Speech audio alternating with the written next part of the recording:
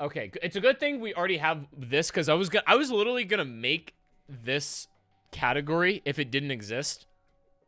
Because, chat, it's okay to not have an opinion on something, and I'll get to that in a minute. But like, some of these I literally just won't rank, even though I've played all of them at least once. There's some that I feel like I haven't played recently enough or have enough like solid data to go on. You'll get a call from Noah saying you're wrong. Dude, I will literally call Noah456's cell phone on stream right now.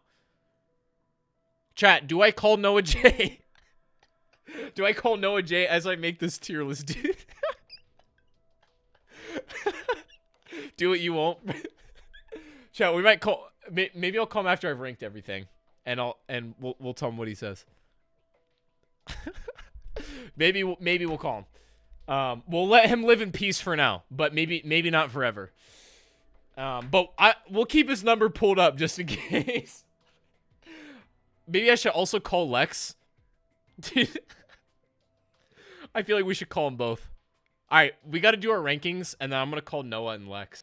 Lads, we're making a tier list. We're putting the glasses on. I just poked my eyes out. We're bringing out the high IQ right now. But Exodus, I'm literally not gonna rank, even though I played it with somebody recently. Was it Ben? Or was it Liam? It wasn't Liam. I don't know. I played this with somebody before.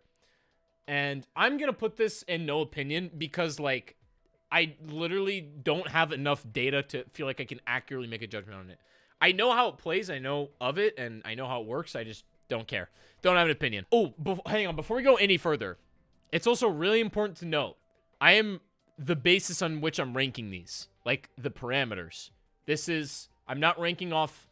I'm trying to avoid bias, personal bias as much as possible, even though that's never 100% doable. There's going to be some bias as much as I try to get rid of it.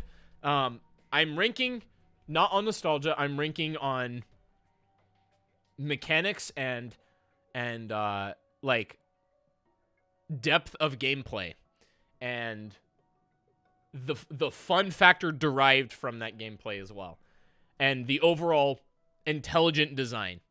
That's the basis on which I'm ranking on. There's maps, that being said, there's maps I think are more fun than some other maps I'm going to rank higher. Or you know what I mean? Like, there's going to be some maps that are more fun, but objectively aren't built as well. And we'll get to that in a minute, but you get what I'm saying. So fun does not necessarily equal good. I'm ranking off of objective design right now. So that said, and Wonder Weapon just kind of plays into that. It's like a component of it, you know. It's a small component of the design. Kino to Toten. Okay. Honestly, chat, this is going to be a while because I'm going to go into these maps. Kino to Toten. Kino's one of those maps I feel like, I mean, it is sort of behind for the game that it's in. So, like, of course, it was a cut World at War map. Placed into BO1. Mechanically, it doesn't have that many new things that it tries. I do give it credit for being it wasn't the first map, it was one of the first maps to introduce like a new interesting special enemy. I think the Nova Crawlers aren't great objectively, but they were interesting. Kino's layout is, I think like the way Kino is laid out and the way it plays is straightforward. It's a great starter map to get a handle on what zombies is. I actually think it might be better to get a handle on zombies than Nocturne Toten. And the reason is because, like, Noct, you don't have access to things like Pack-a-Punch, perks, really. You know what I mean? It's unbelievably basic. If you can shoot, you basically can at least play 3 to 5 rounds of Nocturne Toten. Kino's a little more like, get your feet wet if you're just starting on zombies, but objectively, it doesn't do anything that impressive. It's just kind of objectively like an average-ish map. If I was ranking off nostalgia and like impact on the community, I'd rank this a little bit higher for sure. But like in terms of how much I just want to play, I just think it's a good map.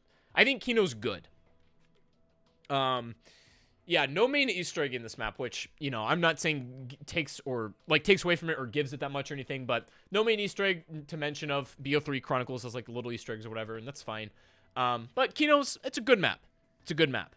I guess I meant average Not as C tier. I'm meaning average, like, I guess somewhere in good. Also important to know, important to keep in mind that the order in which the maps are ranked within their own categories does not necessarily represent how they're ranked numerically. You know what I mean? So they're just gonna, I'm not gonna rank maps individually. That'd be a lot harder.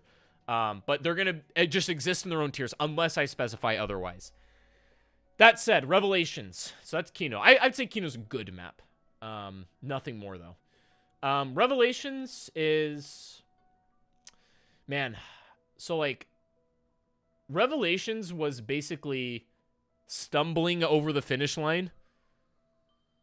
It was stumbling over the finish line of what like BO3 set up. Garad was what very felt like a crescendo or leading to a crescendo for zombies.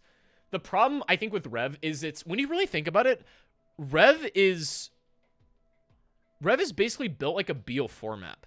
Revelations is built like a BO4 map in the way that it started to play with a little bit more of those ideas of like somewhat arbitrary Easter egg steps. You have like this power creep of multiple one-ups. You have a shield, low Arnie's, Apothicon Servant, Thundergun, alternate ammo types.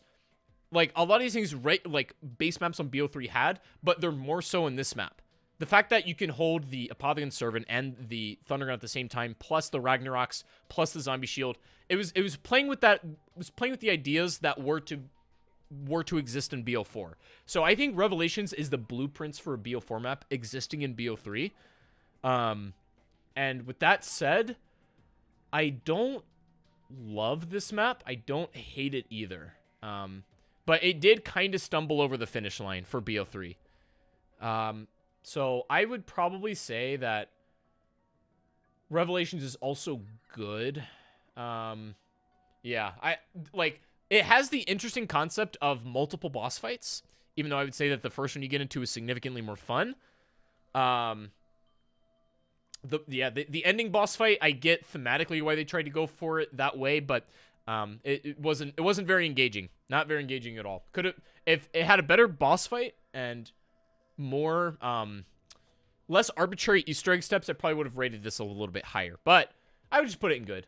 Descent, maybe this was what got Noahj canceled on Twitter. I might have to call him for this. We'll see. But I think he ranked this pretty high because I was scrubbing through his video and I saw that he ranked this at least in great or like near perfect or something. Descent, I honestly have no opinion of, really. Like, I've played it. I've done the Easter egg. I mean, it does have a couple cool things. It's got like multiple Easter eggs, or at least the beginnings of a super Easter egg, and I think that's really interesting. But I don't play Exo Zombies enough to have like an actual, what I would consider to be a qualified opinion on this. So I'm not gonna. I'm just gonna say I have no opinion on Descent. Y'all might love it. Y'all might hate it. I really don't think about it. I don't spend my days thinking about Exo Zombies, good or bad. Okay.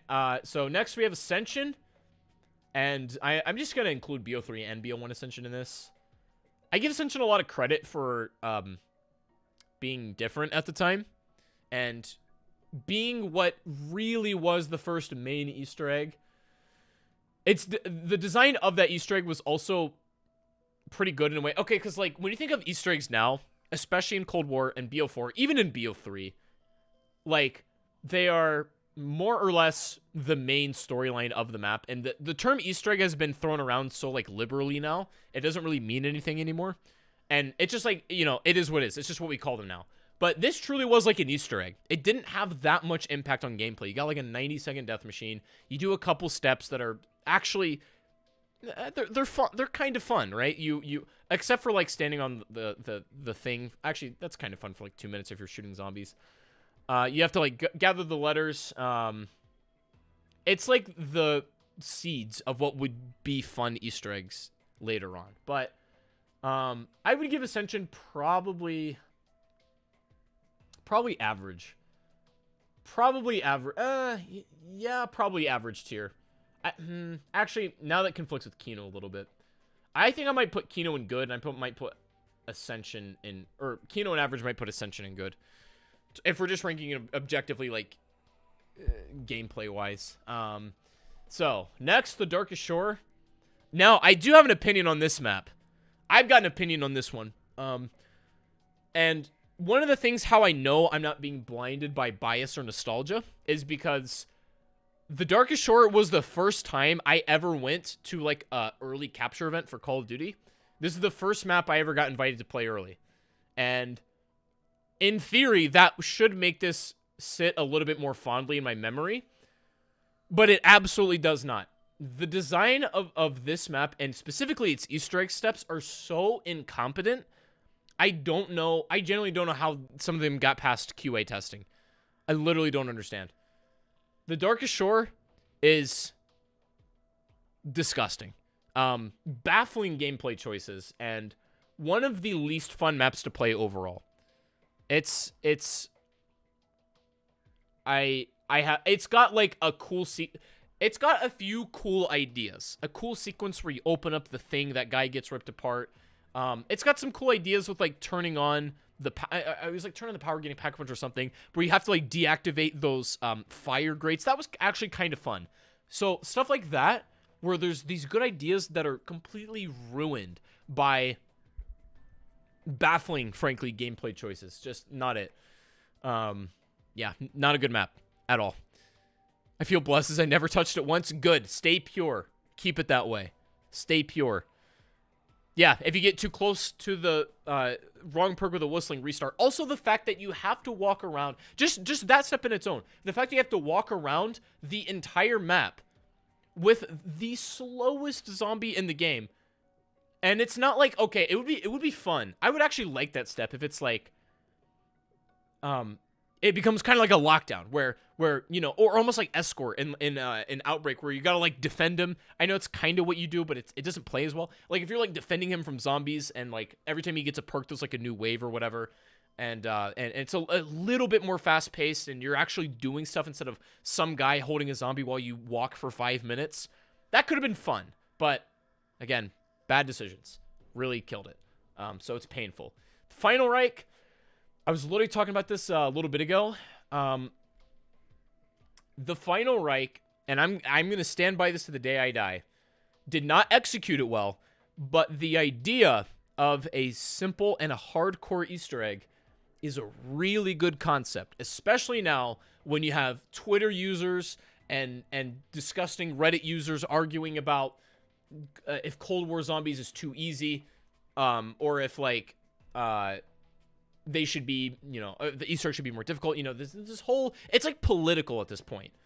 And I think the only way to actually satisfy both communities in that way, at least to some degree, is to have the casual and the hardcore Easter egg and make them both satisfying. The reason it didn't work in the Final Reich was because for the hardcore Easter egg, it was virtually the same thing as the easy quest, for the most part, with a few added little things that you do, which granted, some of them were kind of neat steps as well. Doing the little like turny things with the colored wheels, that was kind of fun. Doing the like code, doing that step where you have to find like that code that's like in black ink or whatever. That like steps like that were kind of fun, but you had to upgrade every single Tesla gun, and solo, forget about it. You're not getting this hardcore quest done till at least around 40, and it's not well designed for that. So. Good idea, but could have been better executed. But probably one of the best maps in World War II. I'm tempted to give it good tier because of that fact, because it had that multiple Easter egg system, which I thought worked moderately well in this map. Wasn't great, moderately well. I'm gonna give it good.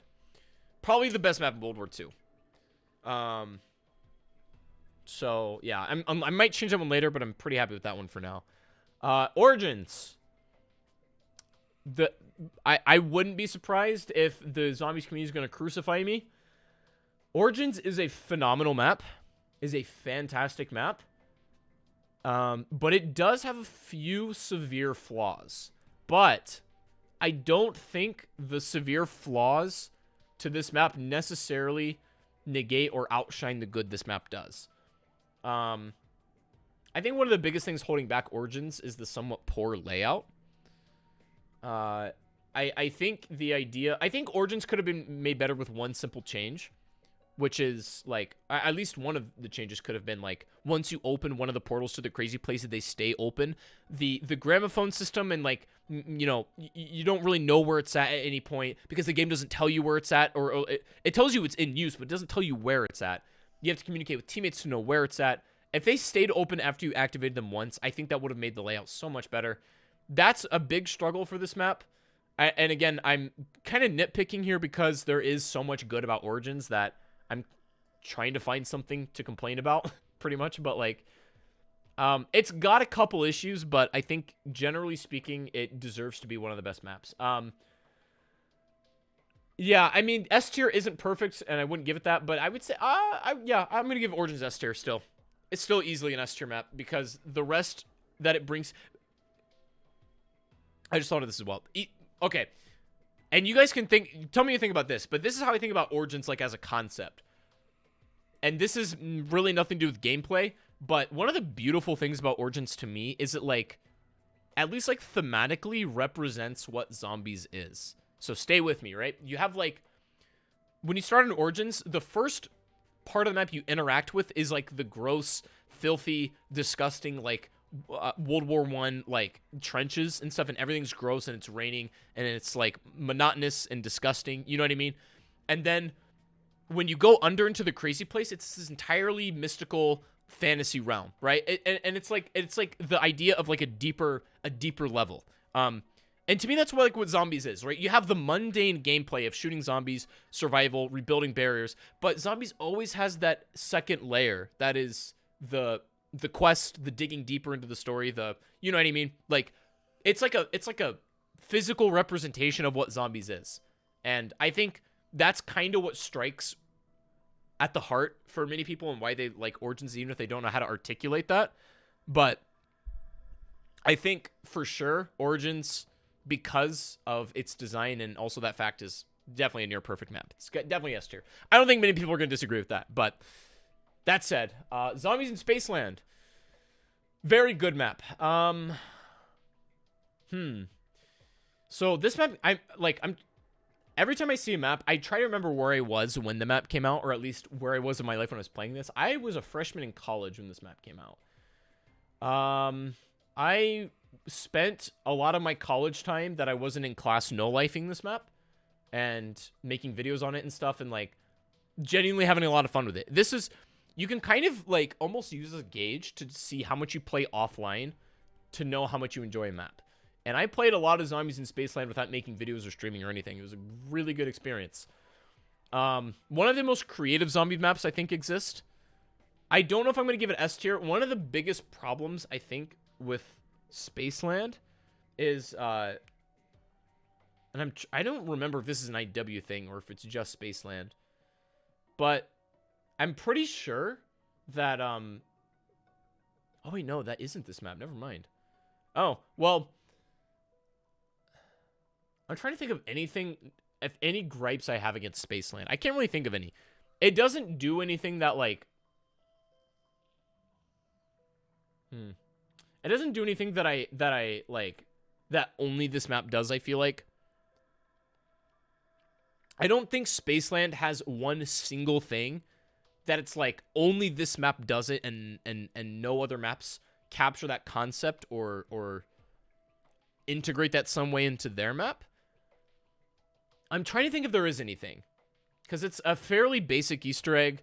The boss battle is somewhat basic. You just shoot the guy.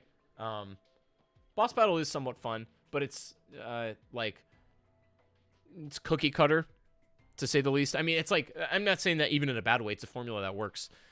I'm going to give it great. I think Zombies Spaceland is great. I don't think it's S tier. I don't know if I'd give it S tier, because that's reserved for the literal goats. But it could easily, if there was something between S tier and A tier, I'd probably give it that, but it could easily be there. Maybe depending on my mood. I don't know. But, next is Beast from Beyond. I will rank this one, because, this map, I feel like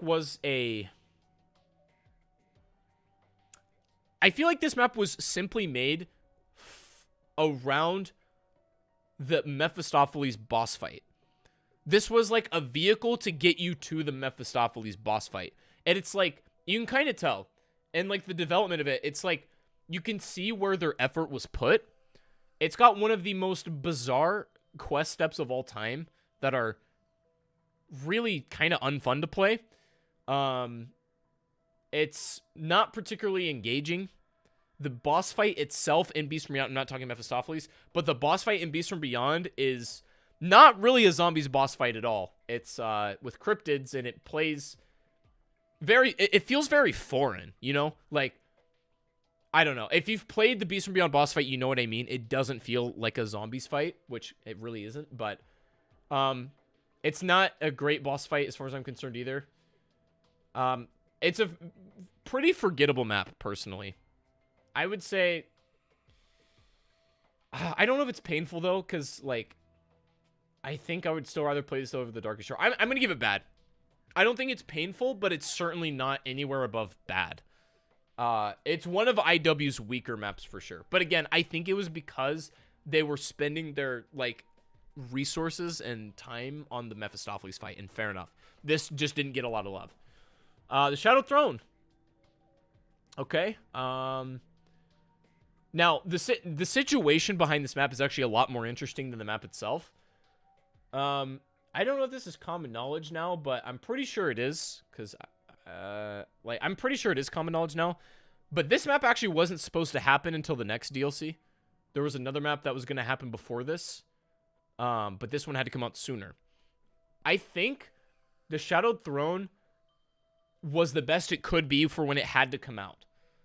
That said, I don't love the map. I think one of the worst elements of this is the what like the Shriekers? No, they're not called Shriekers. What are those red zombies that spawn almost nonstop? The Easter egg in this map is actually pretty like, it's unique. The Easter egg steps are like, they're fairly intriguing. Kind of, some of them are fun to do. It's got a few good jump scares. You can actually follow the narrative of what's going on as you do this quest. It's got a couple steps that I don't personally love, like, especially at the end with, like, the puzzles with, like, the stones. There's, like, a solve for it now, but whatever. I'm not a huge fan of those kinds of steps for the most part, but I think the Shadow Throne is also one of World War II's stronger maps, and I'd put it near the Final Reich. I don't think I'd rank it better, but it's near the Final Reich. I think it's still a good map. Maybe average if I'm in a bad mood, but I'll give it good. I'm sure there's a couple things I'm overlooking, but it's got at least memorable Easter egg steps. I'll give it that. I like remember how to do that map for some reason. Okay, so Bus Depot. I don't really even know if I can rank this. It's just like, I'm not even gonna rank it. It's just Transit, whatever. Bus Depot. It's, you know, it's just a cut of whatever. I'm not even gonna rank it. Die Rise. Are we going there? Chat, are we going there? I don't want to rip this one a new one. I don't want to rip Die Rise a new one, but I might have to. I might have to. Die Rise could have been so much more. It's like that friend that you saw, like, graduate school with you and was going places with their life, and then now they have let themselves go so far to a point where their potential is all but gone. It's gross, man. And it's like, Die Rise could have been such a good idea. What I like about Jimmy Zielinski maps, and this is a compliment. What I like about Jimmy maps is Jimmy's got a lot more of a chaotic map design. So I would I'm going to get to this when I get into Buried more, but, like, the differences in design philosophy with Black Ops 2 maps is, like, the coolest part about it for me, where Die Rise is, like, Jimmy Zielinski maps give you a big sandbox and a bunch of toys that are scattered everywhere. They spawn differently at different times, and they just exist. They don't really have a purpose, but you can make them have a purpose. It's just like, here's a sandbox, go have fun. You know, go make it your own. And I would say that, in that regard, Die Rise actually captures that really well. The Trample Steam buildable, I mean, I guess it's really the only real buildable, but, like, Sliquifire, and the way that you can traverse the map, not the way that you should, it's very free-flowing in that way. It's chaotic. There's not a lot of structure to the map, and I think sometimes that's okay. You need maps like that every now and again. A little, like, Jason Blundell, very much about structure. Do this thing, get this wonder weapon leads to this step, right? Jimmy maps are, here's the sandbox, go play with these toys and maybe you'll figure out how to do something. Not saying one style is better than the other, because I think there's actually room for both. But Die Rise is very heavy in that sandboxy area, and that can be fun, but the way Die Rise is built, I don't think it works very well. I think Die Rise is quite average, to be honest. I didn't think it's lackluster, because I think it's memorable. It's memorable in the fact that, like, the way you get around is pretty unique. And the hazards, we'll say, of the map are fairly unique. But it's not very structured, and I don't think it needs to be. And if it was built a little bit differently, I think it could have been good or even great. But as it is, as we have it, I think I'll give it average. All right, next we've got Maured or Toten. Oh boy, I'm ready for this one. I'm a big fan of Mauer. I'm gonna keep it real with y'all. I'm a big fan of Maured or Toten. I think no arguing, this is the best map in Cold War. I wish they would have, I'll get to this later, but I wish they would have led with a map of this caliber. And I'm not sure if this was like them pushing themselves to the limit with Cold War. I hope not. I hope the next map's even better. But I wish they would have led with a map of this caliber, because it is really good. I don't have very many complaints about Maured or Toten at all. I don't have that much bad to say about it. It doesn't do, like, it's getting closer to where, like, everything is solid all the way through. I'll get to Firebase Z in a minute, because that's where I think they differ. But I actually think Maured or Toten is great. I'm going to put it up there with Spaceland. I think Maured or Toten is great. I think it's good enough to be great. It's easily the best map in Cold War, and for what the experience has to offer, it's clean. It's a clean experience. There's not a lot of, like, the steps are all, they make sense. They're fun to do. The boss fight is extremely well designed, which cannot be said for all Cold War maps, but the boss fight's extremely well designed, and I think that's what strength. If it had a, like, crappy boss fight, I would just give it good. But the boss fight's fun. It's not the best, but it's Treyarch's never had a strong suit with boss fights, but they're getting better. They're getting there. This is a step in the right direction. I'm gonna give it A. I'm happy with that. Awakening, once again, haven't played in a long time, so I don't have an opinion. I played this with Ben actually like 3 months ago, and I recall having kind of fun on it, to be honest. But like, I don't have a good enough, like, knowledge of an experience of how much I need to play it to actually rank that fairly. So I'll put it in this one. Nocturne Toten. So I'm only going to rank this as World at War Nocturne Toten. Huge disclaimer. If we're ranking World at War Nocturne Toten, I would actually say this was, comparatively, this was an average to good experience. I'm actually, okay, I'm going to give it good. The reason I'm going to give it good is because what I was saying earlier, you don't necessarily need the most complicated and intricate mechanics to make a game fun. Nocturne Toten was fun for a reason, and it was unbelievably simple. It was just, you're in a thing, and you survive. Very straightforward premise. And I think a lot of people found that attractive. I think it's a good experience in World at War. I think it's a lackluster experience, or maybe an average experience in BO1, and I think it's a lackluster experience in BO3. BO3 kind of ruins Noct, if you ask me. Even though I like BO3 generally, I think BO3 kind of ruins Nocturne Toten. But World at War Noct is a good experience. It's not great, it's not perfect, but it's good. Okay, now we got Moon. And once again, BO1 and BO3 Moon are going to be a little bit different, but I'm going to rank BO1 Moon. I'm trying to stay to the original if possible. God, Moon suffers from very poor layout. Moon has maybe one of the worst layouts in zombie history as far as its map goes. That being said, it also it has one of the worst mini boss enemies. The astronaut is garbage. The astronaut could be made better for a few reasons. Like, one of the things that just doesn't work about that boss is, like, there's absolutely no indicator about really when they're close to you or anything. I know you can kind of like hear the radio or whatever, but generally you're not going to be able to detect this thing. You don't even get a bonus for it. The health of this scales up to a point where it's not even like worth fighting in higher rounds without an alternate ammo type. You can only do that on BO3. Breaking windows that are permanent is very annoying. It ruins complete areas of the map that otherwise could be fun to play in. I'm baffled that one of the hackers' abilities is not to fix a window. The hacker can do like a million things, which I'll give Moon credit for that all day. But one thing it cannot do is fix those windows.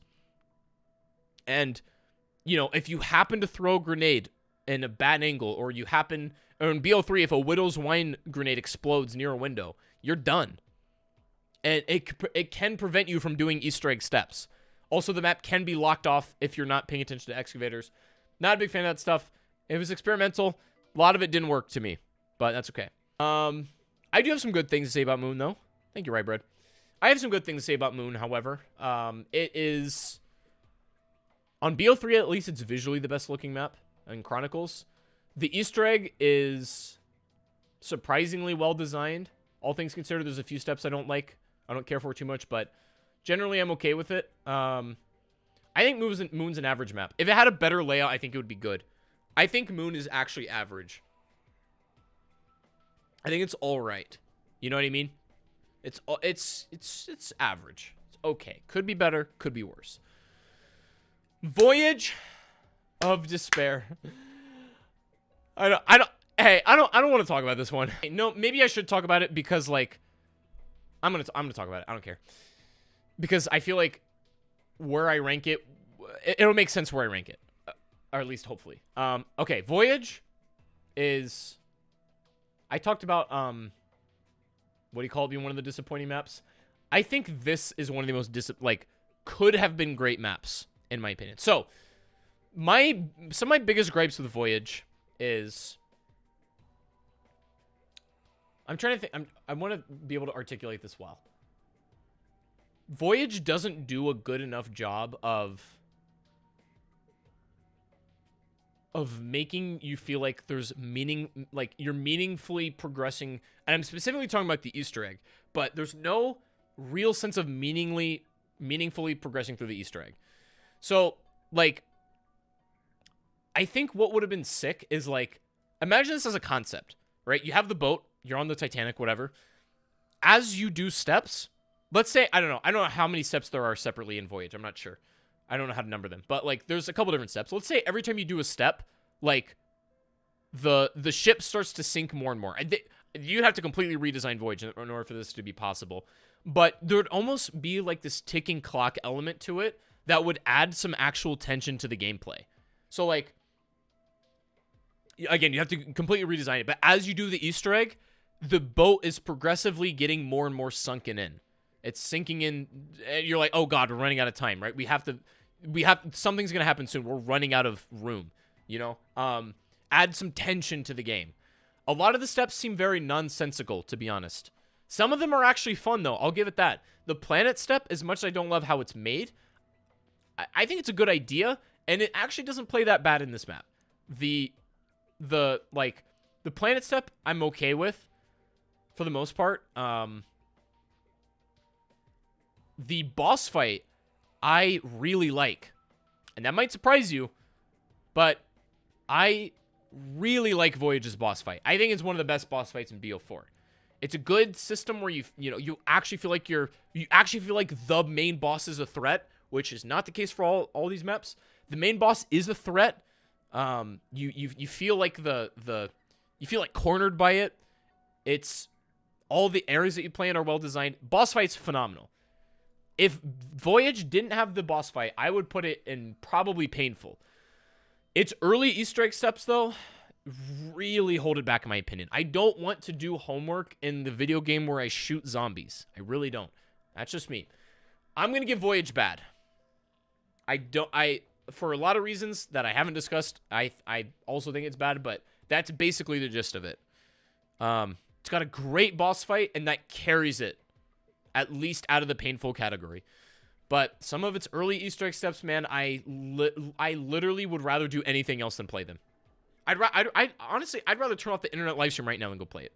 I'd rather see the Twitter threads. Let the Twitter threads come, dude. I'm going to stand by this opinion. Now, speaking of Twitter threads, let's get another one made. Let's get a Reddit post made, actually. I'm about to rank Outbreak. Man, you know what? I'm a big Outbreak guy. I am very bullish on Outbreak.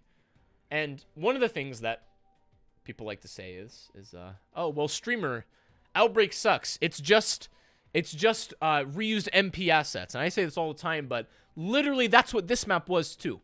The difference here with Outbreak is now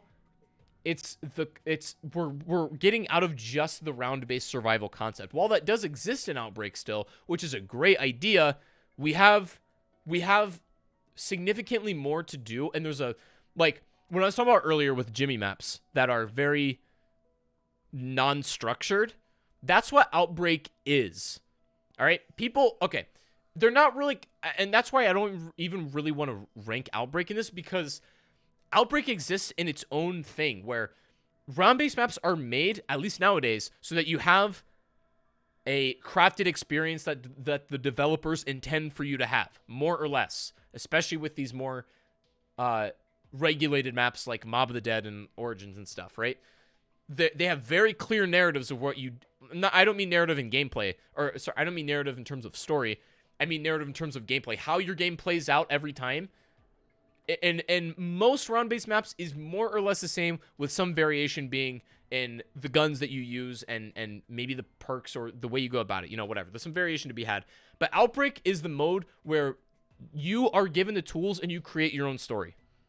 And I'm a big fan of that. I think that's why it works well as like a streaming game mode as well, because at any point in Outbreak, you can jump in, and for the most part, you can know exactly what the hell's going on. You know what round it is. If they didn't have the round counter, that'd be a mistake, in my opinion. But you can instantly click on Outbreak if somebody's playing it. You know exactly what's going on. You know what objective they're doing. The objectives, some of them are questionable. I don't love all of them. A lot of them are good. But also, it has what's going to 3 separate main Easter eggs. And while they may not be as intensive as round-based Easter egg designs, the Legion boss fight, I actually still think is probably the best boss fight in Cold War. Just going to say it. No, I am going to say it. Legion is the best boss fight in Cold War. It absolutely... It jumps over the finish line with at least the Legion boss fight. The second Outbreak Easter egg, it's like, you know, whatever. It's like a little prerequisite or something like that, but it's like an order boss fight, you know, it is what it is. But the fact that you can do all of these on a whim, just on whatever you're feeling, it's a great idea. And again, so it's about that ability for the player to make their own story. That being said, that's all my good stuff about Outbreak. I have some criticisms. I think this mode could do really well. It could go so much further than it is. If we had maps that felt more zombies atmospheric, that could go a long ways to actually solidifying it as a zombies mode. I think some of the objectives could be fine-tuned. Some of them could actually kind of get canned, in my opinion. I'm looking at U.S. Court. I think some of them could be fleshed out more, like Holdout. I think that's one of the best objectives. It could also go significantly farther with its Easter egg depth and even boss fight depth. It could be like the Destiny raid mode. It really could. And if it has more of like a reason to play, for example, if there's crystals you can only get by completing certain Outbreak Easter eggs, that'd be very satisfying to play, at least in my opinion. Outbreak is really good, and that's why I don't really want to rank it amongst these, because I don't think they're very similar. But I kind of have to because it's this list. I'm going to put Outbreak... Man, okay, you know what? F it. I'm putting Outbreak in great. I know a lot of people aren't going to agree with me, but I think Outbreak... maybe top of good. Outbreak can be great. I think... No, okay, this is what I'm going to say. I think Outbreak will be great in the next iteration. I hope they continue it. Because... Outbreak, again, has so much more potential than round-based maps. It needs work. It definitely needs a lot of work. But what it can reach can be amazing. And I think it will be in great maybe in the next iteration. But as it is right now, very good. I get a lot of enjoyment out of that mode. And it's something new, man. It's refreshing. It's not just freaking load up the map, turn on 4 radios, and go kill the boss. That's kind of what is an Outbreak. But setting up the Legion boss fight. But you know what I mean. It's like, I kind of got sick of the formula in BO3, but I'll get to that with more BO3 maps. It's something different. That's the point I'm trying to make. I need some water. Okay. Groston House. I don't really know why this is on this list. It's like, it's World War II survival map. I haven't played this in a long time. I know what it is. I'm actually very fond of it because, like, it's kind of challenging in high rounds. It's, like, actually a good... It kind of captures that Nocturne Toten experience. I don't think it does it as well as Noct, by any stretch of the imagination. Does not do it as well as Nocturne Toten, but the idea is there. I don't think it's... I think it's lackluster. I actually don't think it's bad. It's just a neat little... It's not trying to be anything it's not. I think it's lackluster. It isn't trying to be... It's not trying to be any of these maps above it. It's just trying to be its own thing. Maybe it's trying to be Nocturne Toten. It's not getting there quite, so it's in lackluster. So, you know, who cares? It's Groston House. Who cares? Dead of the Night. Do I go into this one too? Do I do a Voyage dissection with Dead of the Night? Do I do it, chat? Do I do... Uh-oh. Do I do a Voyage dissection with Dead of the Night?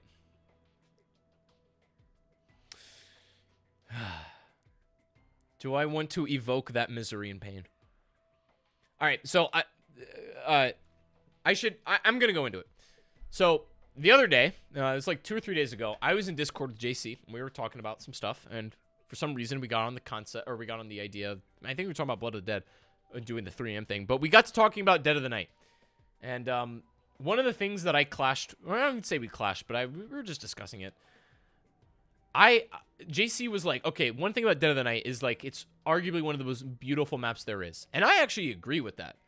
I think visually, Dead of the Night is one of the most, like, impressive maps to date.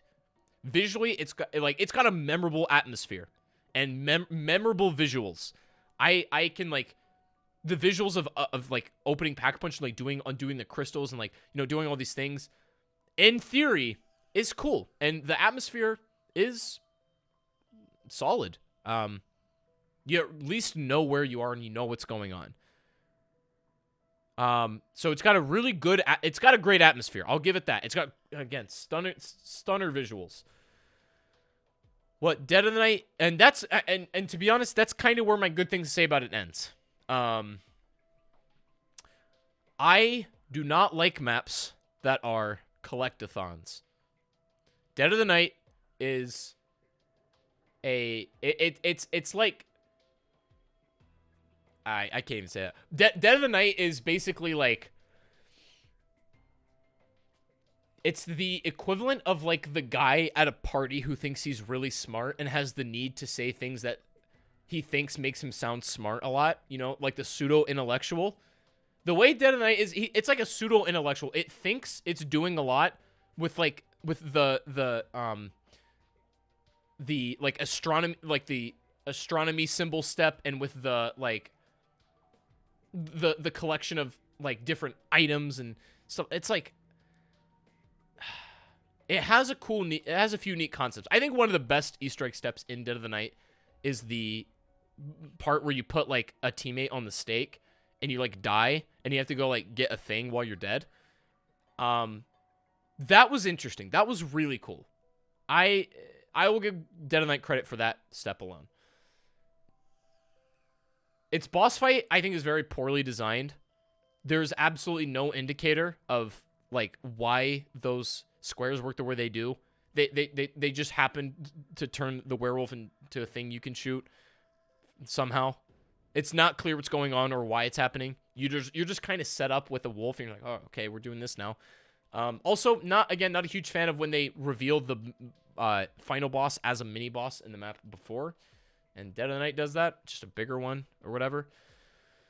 It's a very painful solo experience. It's not a good experience in general. There's a lot more I could talk about it, but I just don't. I'm in pain talking about it. Dead of the Night's painful Maybe, I don't know, maybe it could be in its own, but no. Okay, I'll just leave it at that. Dead of the Night is painful. It's like condescending as a map. It's trying to be too much. It's okay, actually hang on, that's another thing that's important. Dead of the Night, and this is really important. It feels like Dead of the Night is trying to be a different game. You know what I'm saying? Dead of the Night is trying to be a different game than it actually is. It's like a yeah, exactly, Piano. But it's trying to be something it's not, and I don't like when zombie maps do that. It's trying to be like this mystery collectathon, solve the thing, and like, you know, go to the next step. Like, I don't like when maps try to be things they're not. And Dead of the Night is not it. Yeah, give me yeah, exactly. And I'm okay with games like that for sure, but not I don't want to do those steps in a game where I'm shooting my zombies. You know what I mean? Different time. Not it. Not it. Der Eisendrock, DE. What can I say, man? Kind of like Origins. I'm going to nitpick Der Eisendrock because there is so much that I like about it. DE, I don't think many people at all will argue. I'm just going to put it here already. It's near perfect. It's the formula that works. DE is like, okay, it's the most, and I say this kind of as a compliment, partly as a criticism. It's the most, like, vanilla formula there is. And again, I mean that in a good way, but it's like, you go in the map, setup is very straightforward. Shoot zombies under these dragons, and you get a bonus, right? You're gonna get something. You get a bow, and you're like, oh, sweet. Right when you get the bow, you know there's these 4 like pyramids that obviously represent different upgrades for the bows. So clearly, there's a path you can take right there, and that is very. It's not like the game doesn't hold your hand, but it guides you along of what you maybe should try.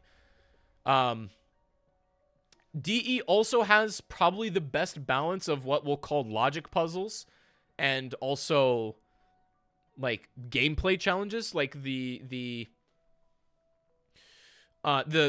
Simon Says steps, doing on those on both the computers is like a really good logic puzzle. It's not overbearing. It's not trying to be something it's not, but it's a nice change up from just shooting zombies. It's got the step just before the boss fight where you fill up the souls in the little soul box. Again, soul boxes are kind of overplayed. Fair enough. But again, DE actually doesn't take any risks, or not very many. And partly that's okay. DE, when you think about it, actually doesn't take any risks at all. The boss fight, very cookie cutter. It's a one boss in a circular room, 3 stages, shoot the thing, DPS. You know what I mean? Like, it's, again, very vanilla. But that formula works for zombies, clearly. There's a reason why a lot of people like it. That formula works. Should they always use that formula? Not necessarily. But for this map, it works great. Again, concepts super straightforward, but executed well. That's the difference. A lot of these maps have great concepts, but they're not executed well. But DE, near perfect. I think y'all are going to agree with that. Derice. I guess I'm going to rank World at War Derice because same situation as Knocked with different games. But World at War Derice took it a step further. I think it took the biggest leap in World at War. You know, I'm actually, like, for the time that it came out in and what it was, like, put up next to at the time, I think Derice is actually S tier. Derice is an S tier gameplay experience. Now, I'm not saying the same is the case with, like, the Giant or even BO1 Derice, but World at War Derice is the experience, especially co-op. The layout is nearly perfect on Derice. The layout makes so much sense. It became the formula for a lot of maps where you have, again, when you think about it, chat, a lot of maps have these central hubs and then these like 3 or 4 different smaller increments around it. And Derice was basically the first map to do that well. I get Shi No Numa kind of did it, but like it wasn't as clear cut as this. Derice was to lay the groundwork, and I think as it stands, and as in a bubble, Derice is nearly perfect. I can't think of many things I would do to Derice to make it better. I really like World at War Derice. Realistically, I can't think of many things I would do to make it better. I don't think there's very much. It's got a little, like, Samantha says Easter, or like a Find Samantha Easter egg, and I thought that was fairly interesting. So, yeah, I don't know. I'm going to put it there. I would consider, if I'm in a bad mood, I'd probably put it in great, but I'm having a good day, so I'm going to put it in S tier. 9. All right. What do we got? All right. I'm gonna be totally honest, chat. I'm not the biggest fan of 9. I think there are individuals that like it a lot more than I do, and that's fair enough. I think that's, I'm glad they enjoy it. I think 9 is good. Like, it's a good map. I don't think it's anything more, though. Actually, 9 is another one of those more, like, it's another one of those maps that has the same design philosophy as Doris. It's got the central hub with those, like, you know, 3 or 4 things around it that you all go do a thing in those areas. I think 9's boss fight is one of the more interesting ones in the game. I think 9 is good. Honestly, I don't know much about the map. Neither good or bad. Again, it's like, it could easily fall into average tier for me, but I think it's all right. It's good. That's about as far as it goes for me. And yeah, I don't really have much to say. Challenge Shuffle. I honestly don't have much to say about this map either, other than, like, bizarre Easter egg steps. Now, I will say, Challenge Shuffle is going to get knocked a couple tiers lower because its boss fight is an abomination. It's one of the worst designed boss fights I've ever seen. And it also does, it repeats Easter egg steps, which I don't really like that much either. Like, it's got some neat ideas. I don't know if y'all remember this, but one of the, like, best ideas that Challenge Shuffle had, and I don't know, for some reason, I thought this was so cool, but one of the Easter egg steps were, like, you do a thing, and then as you're playing the next round, at some point, the film just, like, crashes, and you get teleported, and you have to fight these zombies off. I thought that was incredibly unique at the time. One of the things I remember most about this map, for sure. But is that enough to bring it anywhere in good? Probably not. I don't hate it. I don't love it. I think it's lackluster as well. It's just like, whatever. You know, it could have been special, I think, but it definitely wasn't. All right, next we've got Farm. Again, another somewhat, like, again, this, you have to keep this map in context. This map is a Grosston House. This map is a Nocturne Toten. This map is a Bus Depot. You know, it's like, honestly, I probably could have ranked Grosston House and or at least Grosston House in this one, no opinion. If I put Bus Depot, no opinion, I'm also going to put Farm in there. I could go in and dissect these maps, but who really cares? Like, it doesn't matter. It literally doesn't matter at all. Yo, Liam with the raid, dude. Liam pulling up right now with the raid. Oh my god, let's get some Drakes right now. Let's get some Drakes. Chat, we're putting on the IQ right here, baby. Let's go. Liam coming through, my guy. What's up, Maya? What's up, Jesse? Chat, welcome in. Hope you all are doing well. Lads, everyone who is in my chat room, make sure you guys get some Drakes from my boy Liam. Would love to see that. Welcome in, everybody. Hope you all having a good day.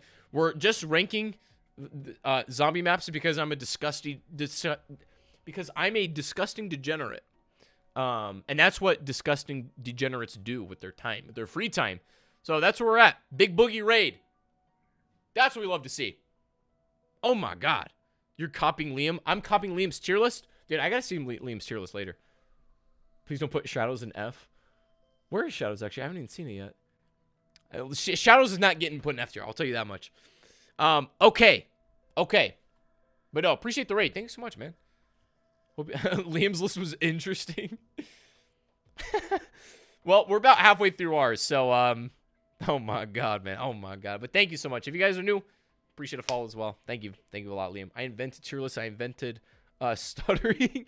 Please stop, or I'll be talking to my lawyer from Queens, New York. I invented stuttering. I invented blockages in the brain. I invented brain malfunctions. Hey, dude. I respect that. If you invented brain malfunctions, that's like, it's a good idea, man. It's a good concept. We love that. Mayday. I'm not ranking it, chat. Sorry. It's not getting ranked. Literally zero. I probably played it, but other than that, zero opinion on it. Chat. And listen, it's okay to not have an opinion on stuff. Once again, that's perfectly acceptable. What's up, Dan? Hope you're doing well. Hope you're doing well, brother. Oh my god. Oh my god. Chat, let's get this. Zetsubou. All right, chat. Do I go into Zetsubou no Shima? Actually, I don't have that. Okay, I have some bad things to say about it. Do I just rank Zetsubou, or should I actually talk about it? Should I take this apart, or should I just rank it? What do you guys think? Is that an 8-tier map? Yeah, I don't know about that, dude. Should I rank? Should I extrapolate a bit? I mean, I probably should for context, but I mean, it's like, I don't have that many like heated opinions on Zetsubou. Okay, here's what I'll say. Okay, Zetsubou is basically the most risky, like, it was the most risky deviation in the formula Black Ops 3 did. Like, Jason was literally, you know, he's been like before, like, he could have made every map DE, or he could have made every map Origins. But at that rate, you aren't taking any new risks to lay the groundwork for things that might work in the future. And Zetsubou took all of those risks at once. Like, I feel like the risk portfolio could have been spread a little bit throughout the BO3 maps, but they kind of just dumped it all on ZNS. This map suffers from very poor layout. It also suffers from what I would say is a lack of anything, like, actually memorable. As far as, like, things that are, like, I mean, it's got the spider boss fight as, like, a mini boss before you get to the main one, and that's cool enough. What it has, though, is one of the weakest main bosses in the entire game, hands down. Dominating said, just ran to a hacker on a glider my first PUBG game. Brother, that is pain. At that point, dude, it's time to get off the video game, dude. Thank you for the 69 biddies, homie. Thank you, Doom. Appreciate that, man. Thank you so much. But yeah, no, this Zetsubou has one of the... This is, like, probably the epitome of Treyarch having weak boss fights. Because, like... And I don't understand why. I guess I get it, but it's not fun. This boss fight is, like... The boss itself is not the threat. And I hate when maps do that. The main boss is really not... He just slams his arm down every once in a while. Your main threat in that fight is the Thrashers and the zombies. And it's very repetitive. And it's not like a 3-sequence formula where you know when you got past a sequence. Like, he has the dots on his arms, whatever. But, like, it doesn't feel that satisfying. And that combined with the fact that the boss fight itself is, like, not great. The Easter egg steps are also questionable. I'm gonna give Zetsubou average. I don't even know if I would give it good. It's with a lot of these flaws removed from it. With a better boss fight, I would give it good. But yeah, I don't think I can give it good. It's, again, good ideas, but not executed very well. Not executed very well. Frozen Dawn. Okay. Also no opinion. Actually, no, hang on. I have an opinion on the Frozen Dawn. Hang on a minute. I actually played this last year or something. Or no, it was less than a year ago. It was like 6-7 months, maybe. I did the boss fight on this. The boss fight's cool. I can't say it's very well designed. And I can't say the rest of the Easter egg is very well designed either. It has, like, interesting... It's got really interesting ideas, actually. One of the most memorable steps in this Easter egg, and I don't know if you guys have done it, but, like, when you're upgrading, like Thor's hammer or whatever, you, like, have to do this, like, faith walk where you walk off into, like, basically what would be off the map and what would be a death otherwise. But you walk onto, like, this invisible bridge. And while that isn't, like, groundbreaking, it's like... That was a fun step. If nothing else, I can say that was a very fun step. All the other upgrades for the Wonder Weapons suck, and I hated them. And the boss fight itself, I kind of hated too. It's like the DE boss fight, but worse. So I'm going to give the Frozen... But I don't despise it. I'm going to give it average. Yeah, I'll give it average. Why not? Yeah, it's okay. It's whatever. I think if I played it again, I might have a more accurate opinion on it, but I haven't played it in a bit. So it's like, it kind of teeters on the edge for me. But it's like, whatever. That's what I'm saying. Town.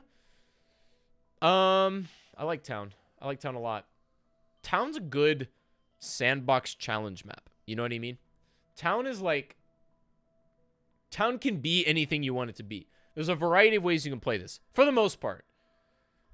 It's a really good survival map. Again, and it's not trying to be anything it's not. So, like, is it revolutionary? Not necessarily. Does it do anything spectacular? Not really, but it's solid. Like, I think it's good. I think Town's good. I have really no grievances against Town. I think the only grievance I have against Town is, like, I'm not a fan of, like, this might sound nitpicky, maybe it is, but I don't like the cracks in the lava that just exist for whatever reason. I get it in Transit because you're, like, traversing that map a lot, and to me, that makes more sense. I don't like how they just, like, the lava and almost everywhere, almost every crack in the ground just exists. It doesn't add a lot to me, and it doesn't even change the game that much. It just makes you jump at certain points that you otherwise wouldn't have to jump. It doesn't do anything for you. It doesn't do anything for the zombies either, really. It's like, I don't know. The lava and Pack-a-Punch I'm okay with. I just don't like the cracks in the lava at, like, the other place, because it doesn't actually do anything. I would actually be for it if it served a gameplay function besides just lighting zombies on fire, but to me, it's there just to be annoying, and I don't really like that. But other than that, it's good. Outbreak. Wait, Outbreak. Oh, I was like, wait, we have 2 Outbreaks? I forgot this was called Outbreak, bruh. Outbreak. This is the opener AW map, I think. Yeah. I haven't played this in a while. I don't know if I can even rank this one. Yeah, I don't remember it well enough to rank it. I just remember it being okay. Yeah, we got glasses on right now, dude. We got the IQ out right now. I just remember it being okay. Exo suffered, in my opinion. Exo suffered a lot, and I guess my biggest problem with Exos as a whole, it was trying too hard to be Treyarch, I think. That's my opinion. What I respect about Infinite Warfare, really respect about Infinite Warfare, is for the most part, there are some cases where it's not, but for the most part, it feels like it's doing its own thing. There are some cases where it isn't, but it felt like Exo Zombies was just trying to be Treyarch. First Exfil cutscene, God bless. Yeah, I don't know. I don't know. I don't have an opinion. I know it's got 2 Easter eggs. Like one is where that thing gets shot, and the other one's where you get saved or whatever. That's cool, but who cares? The Tortured Path. Oh boy. Actually, no. I'm gonna rank Carry first again. No, actually, yeah, no opinion. No, no. Hang on. I had an emotional reaction when I looked at Carrier, so I can't have no opinion. Chat. I remember. So like, for some reason I have this very vivid memory. I was in like 8th grade or something. I don't remember. Maybe 9th grade. I don't know. I was younger, and I was doing the Carrier solo Easter egg for the first time, and I died on like the very last step, and I remember being angry into the next day. Like, for some reason, that bothered me so much. This has nothing to do with the design of that, because I would need to play it again more recently to make a judgment of that. But I remember this map made me so angry for more than any other map, and I don't know why. I was angry into the next day. So I cared about it that much. It had some... There are a few memorable steps, which I think was interesting. Like, going into the shark's tank to, like, get the eyeball or whatever to open the locker. That was unique. I enjoyed that a lot. That was a fun step.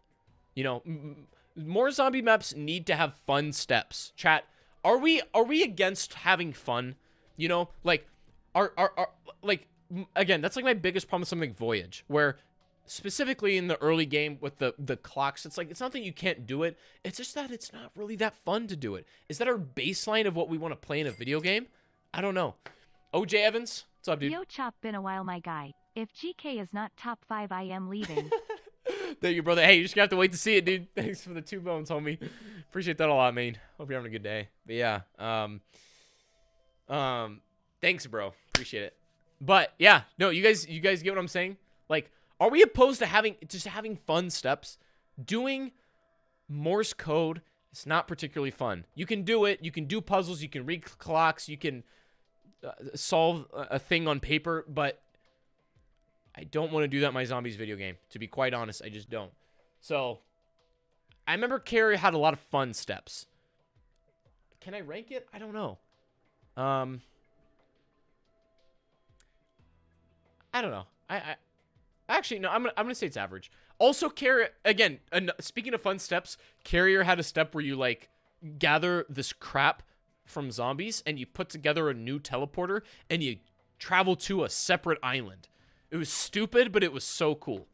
I think it's average. I'm not even gonna give it good. I thought that was average. Again, I might not even have an opinion on this, but based on the emotional reaction I had when I looked at that map, I'm gonna give it average. Okay. So we got Torture Path. Right. Jeez. So I actually played this recently. Yeah, no, digging for the RNG was not digging digging for that was not fun. The idea was fun. If you were just given it guaranteed, that would have changed to step 0 and it would have been just as fun. I don't know why I didn't do that, but whatever. Torture Path. I did play this recently because I was doing like stuff for Vanguard and trying to get a better perspective, but I played the Tortured Path and I came to the conclusion that the Tortured Path is Outbreak before Outbreak existed. That's what it was. And again, I've already expressed why I like Outbreak so much. I'm not going to make the same argument for the Tortured Path. The Tortured Path even has, like, you can just play through the maps and do the thing that it tells you to do and you beat it. But it's also got a separate Easter egg that you can do. Again, really good concept. But if you've ever played the Tortured Path, it's executed so unbelievably bad. It's like, I get the idea, but Outbreak did it a million times better. It's painful. I played it the other day and I was in pain. So that's the only place I can put it. But yeah, no, it was like kind of trying to be Gauntlet / Outbreak, which I thought at the time, I don't know why they call it the Torture Path. It's stupid. I don't know. Baffling decision. But who cares? Like, I don't know. It was bad. It was painful. But again, who knows? If we didn't have the Torture Path, would we ever have something like Outbreak? I don't know. Who knows? But maybe it was a necessary suffering along the way. Who knows, dude? Okay, next we got 5. I'm going to be ranking original 5 and not classified, because I would rank those very differently. I actually rank original 5. Oh, man, where would I put it? So, let's discuss it a bit. 5's got a couple neat properties, we'll put it that way. 5 has what I would call the, like, claustrophobic factor. This game does not allow you, like, this map doesn't allow you to breathe. And I think there's some charm in that. It can feel very oppressive sometimes. Month 13, and guess Yo, what? Jack! Ya boy got pulled over yesterday, smiley face. Hey, bro, been there, dude. Thank you, Jack. Been there, big guy. Dude, it is not fun. It is not fun at all. Thank you for the 13 months, chat. Let's get some drakes for Jack Nessie. Love to see it. Hope you're doing well, man. Despite being pulled over, hope you're doing good. Thank you, Jack. Appreciate that a lot, man. Get some drakes for him. Thank you, dude. Hope you're having a great day. Kind of lost my train of thought. 5 has got the claustrophobic factor. It's not a great map just to, like, if you just want to play a really easy map, you just shoot zombies. 5 is probably not the one. You kind of got to be in, like, real gamer hours. You got to like want to play this map. But the experience that it does give you is pretty tightly crafted. All of the areas of the map, I'll say this, are very distinct.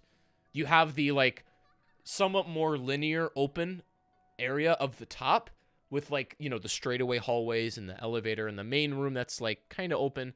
Then you have the main, like, war room as, like, the mid-tier section, like the upper rails you don't really want to be on, but, like, the down area is, like, it's not open by any means, but it's more inviting than the other maps. And then the labs is just where things get crazy. The labs they're very well put together, but, and this is where I think biggest differences between this and Classified lie. Because Classified, when you get in the teleporters, you know where you're going. It gives you an icon to tell you where you're going. And that's good from, like, a perspective of, like, objectively, that's a good game design of Classified. I think that's a good thing. You know where you're going. But there is still something to be said for just the chaotic nature of original 5 and where those teleporters would send you in the midst of a round, you know? There was something so visceral about that. Like, you could teleport in the labs and end up right back in the labs in an even worse scenario. And something about that's kind of charming. Its pack-a-punch system's kind of unique. It's not the best design thing I've ever seen, but it's all right. I think it's very much its own thing. Man, I want to give it great, but I don't know if it quite. I'll give it good. I'll give it good. It's like, again, I'm not ranking these individually, but it's like probably somewhere high good tier. It's somewhere in B, somewhere high B, I would say. Notice a Nuketown on the list. Yeah, it doesn't look like it is. I'm gonna use something else to rank Nuketown. I'll use like Point of Contact to rank Nuketown or something, because yeah, you're right, it's not on here. I don't know why. Oh wait, Alpha Omega's on here, but not Nuketown. That's really bizarre. Okay, whatever. Attack of the Radioactive Thing. I'm not gonna talk about this one too much because I'm gonna get pissed. All I have to do is pull up my Easter egg tutorial to realize how, you know, I might actually do it. Hang on a minute. I'm gonna do this because it's so funny every single time. Hang on. The fact that, like, we were talking about, having fun in zombie maps and doing fun, you know, steps that aren't miserable. Because I think that's really underrated. You want to do steps that aren't miserable. I'm going to show you guys something from my own Easter egg tutorial that was miserable to do and miserable to make and is also miserable to watch.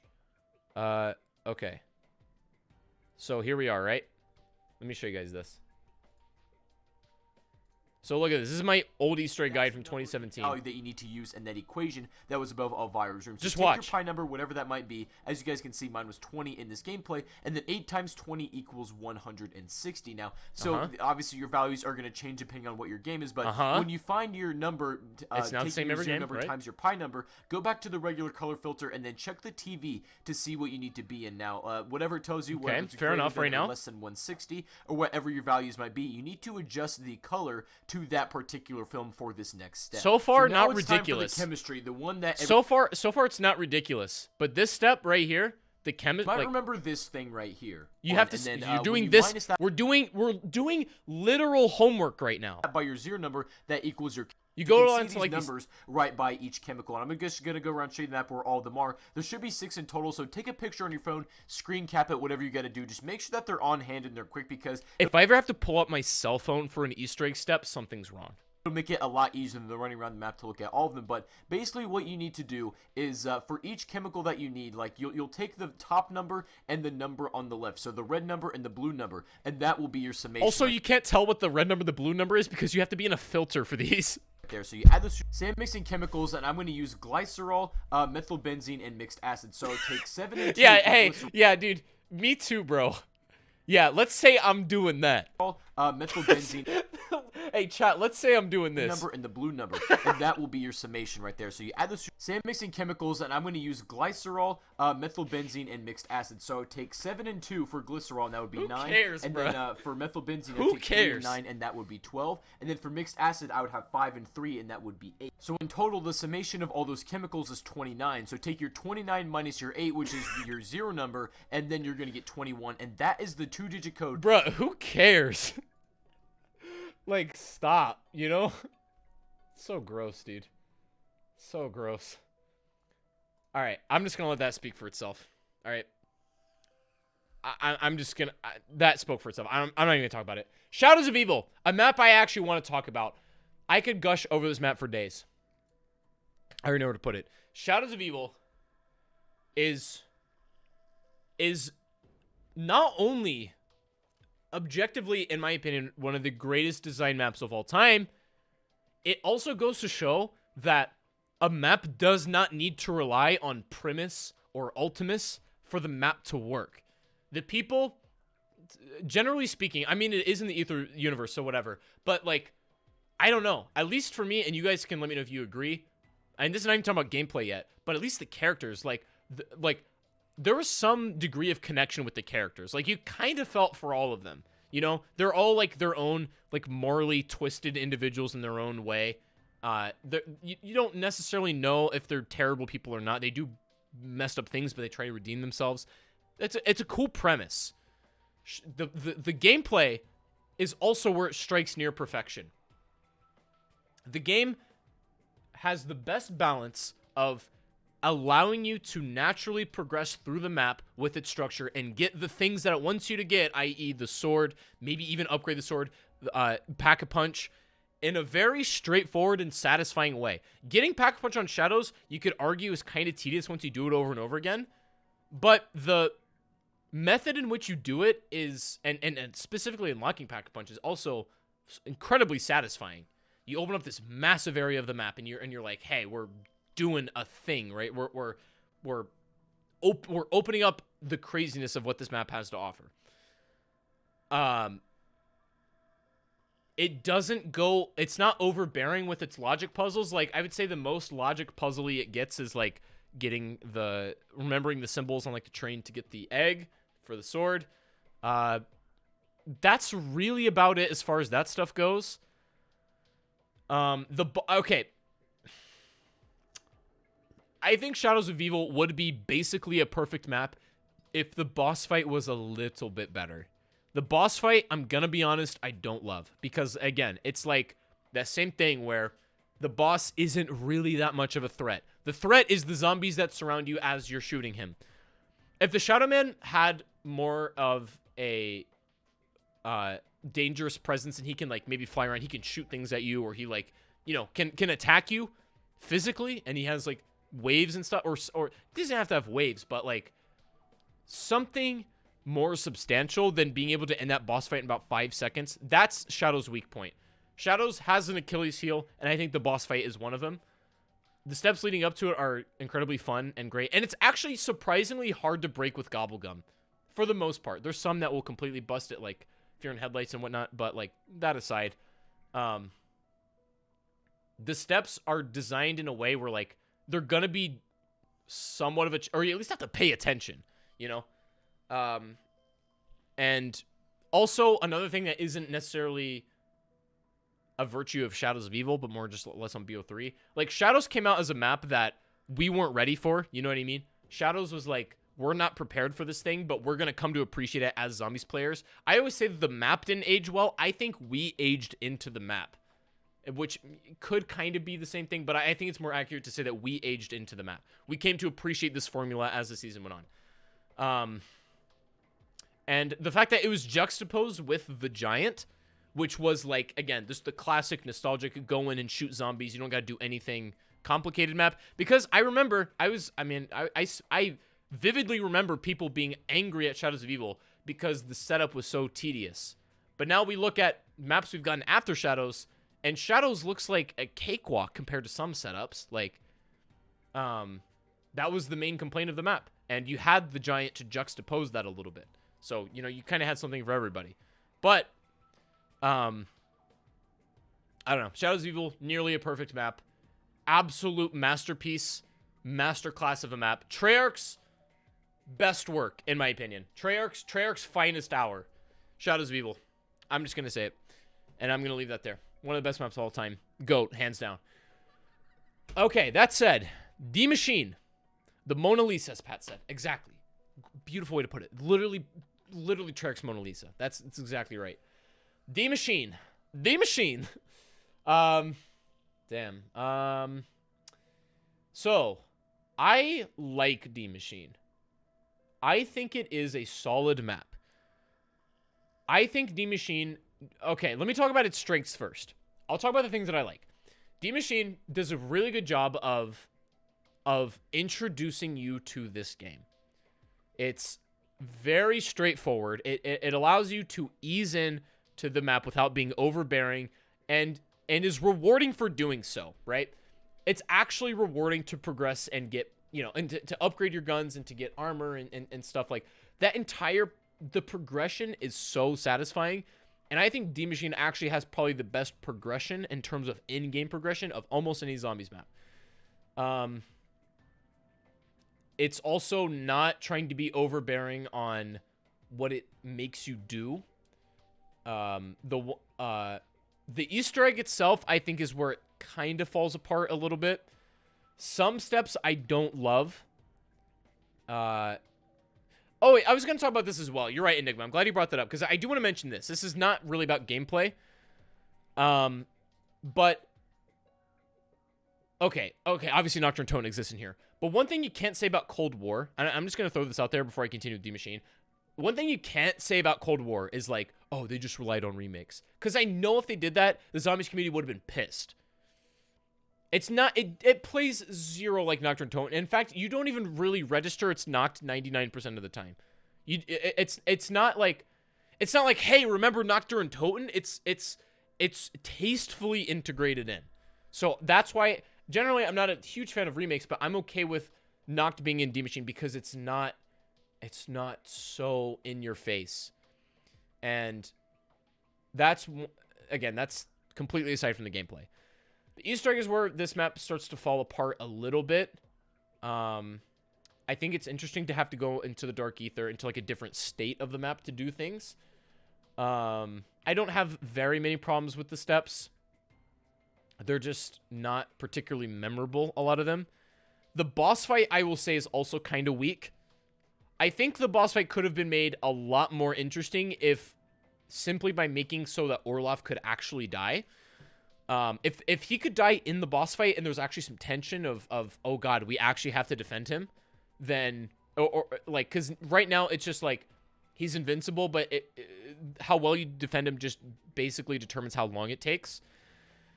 That said, I kind of understand why they did it that way, because if this is an intro map, they may have been afraid that most people would have been failing on this. And honestly, a lot of like casual players, I get comments in my Easter tutorials all the time like, man, this boss fight's hard. Like to us, you know, zombie literal nerds, sure, this boss fight's no problem. But to people that don't really play zombies that often, I understand why even the fact that Orloff can't die, it still might be a challenge for people. It's a simple yet effective map. It's got a formula. It's not the same as the BO3 formula exactly, but it's got a formula. Good launch map. It's not Mauer or Toten caliber though. Another thing I think would have been fun about D Maschine is like, and I don't think they did this enough.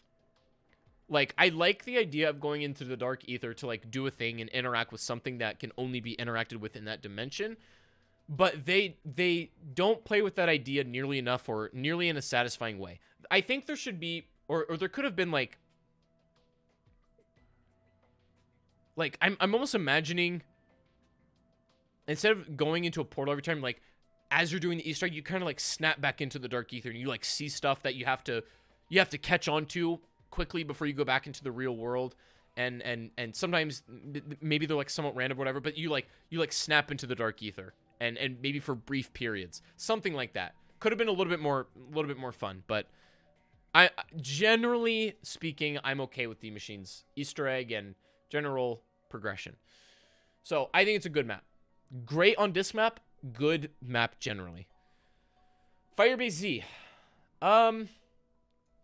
I gotta think about this one for a second.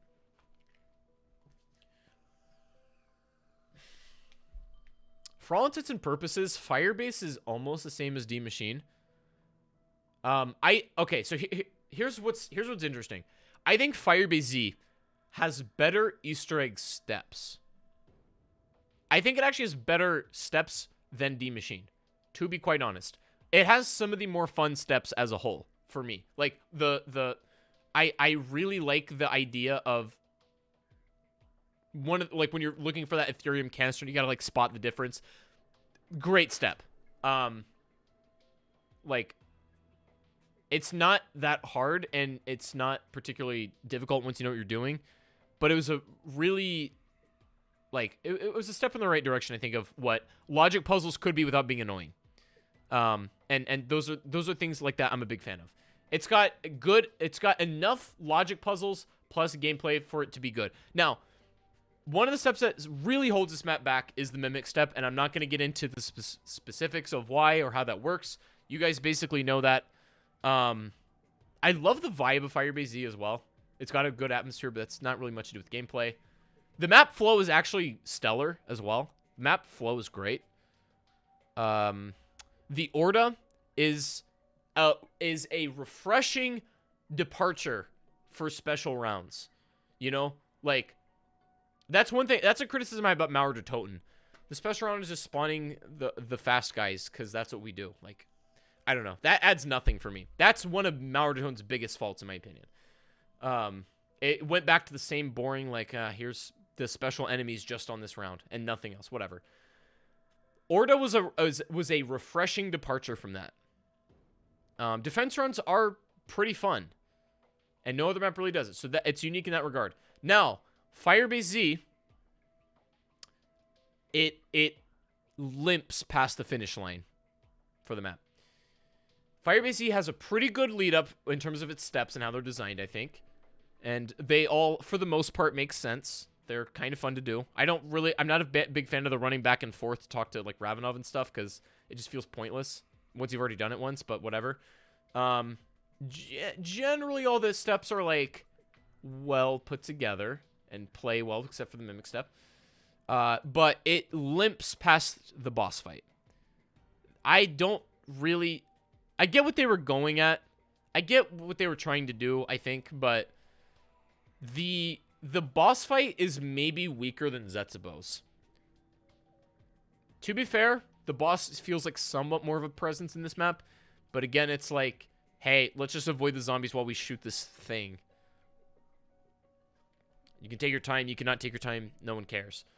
It really limps past the finish line, man. I think with a better boss fight, Firebase Z could actually be... It could be probably top of good, but I think now, all things considered, I think I'm probably will rank this in average. I think it's a little bit lower than D Maschine.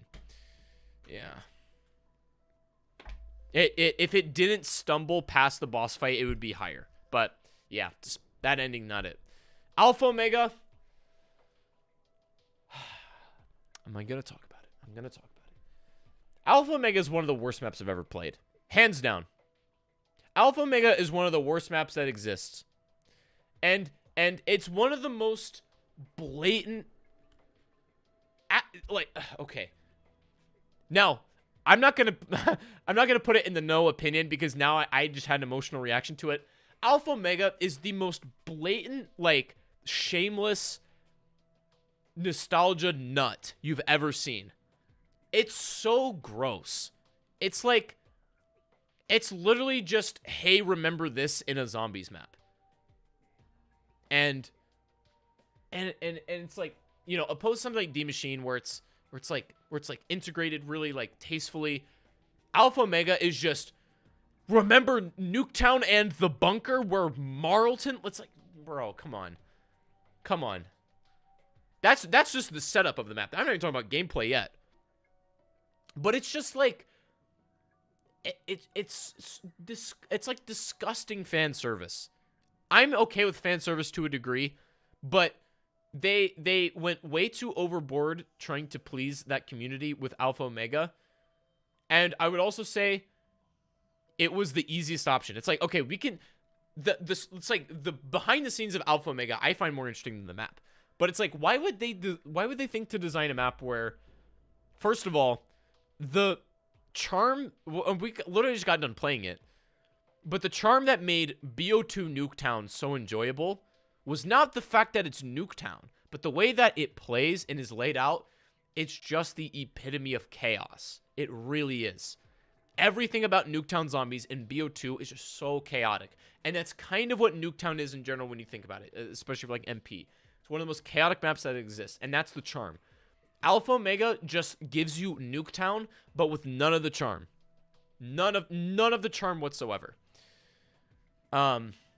It's like the most pathetic attempt at a like fan pleaser, you know? It's actually pathetic. And I haven't even got to gameplay yet. But gameplay is like the structure of the map and the gameplay of it is also no better. It's literally no better. Some of the opening steps are like looking at mailboxes to like type on a TV. Again, it's not one of the worst logic puzzles we've ever seen, but it's certainly not good. It's not fun to do, really. Again, it's not. There's certainly worse offenders, but it's not great. Interacting with Rushmore, admittedly, some of the steps are kind of enjoyable.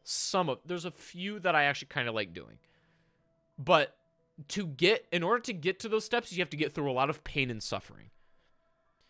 One of the most fun steps about that was like when you do the lockdown in that little like police station or whatever. And that was one of the highlights of Alpha Omega, but it's like just a lockdown.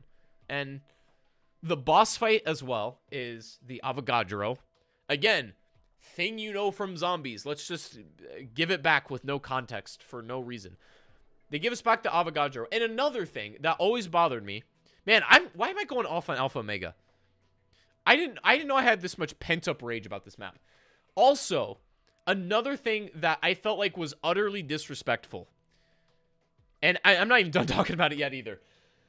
But the Avogadro boss fight, aside from the concept of the boss fight's kind of interesting, where he's like chasing you around and certain areas lock off or whatever. The concept was kind of cool. But, and I'll get back to the gameplay in a minute, but one thing that really pissed me off was they gave the Avogadro a voice, and they made it sound so dumb. And it's just like generic villain voice. It's like one of the most intriguing things about the Avogadro originally and why he was so revered was because of his mystery. He didn't have a voice. He didn't talk. What the hell is this? Who is this guy? Who knows? Everybody's making up their theories about it. That was cool. That was interesting. I don't need to hear his voice. That boss fight could have gone, he couldn't have said a word. It would have been the same effect. Talking just made it worse. Tagging a voice onto him was one of the worst things they could have done, in my opinion. It like, again, gameplay side took me a lot out of the map. Deeper the voice, the evil the villain. Exactly. It's like a chat. Alpha Omega is like a high schooler made this map. And I'm not saying this against high schoolers, but I'm saying like, this is like what you would design as like a freshman in high school. It's a cool like first draft, but it needs a bit of refinement. You know what I mean? Like, it could use some refinement. And I'm not saying I could do any better because I don't design games, but I know when a map is donkey when I see one. And I'm trying to think if there's anything else about the gameplay that sticks out to me. High schooler devs.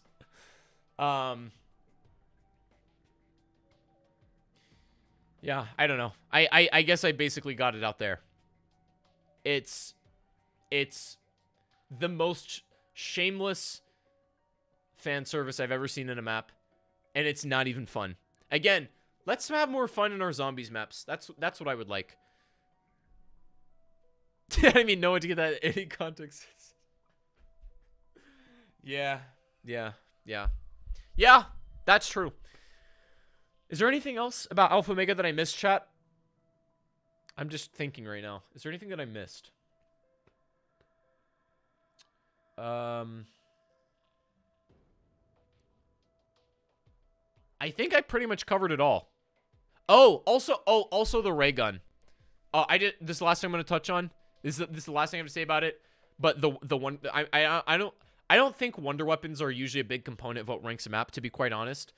But again, dude, the wonder weapon system made me so upset. It's like ray gun Mark II. Dude, it's like literally this is the zombies like microcosm. It's like it's like crap we know thrown in a blender. Ray gun Mark II, but elemental. It's so stale at this point. It's so stale. Like, I'm so over it. I don't want to talk about Alpha Omega anymore. I don't want to talk about this map anymore. It's painful. I don't want to talk about it. Nightfall, no opinion.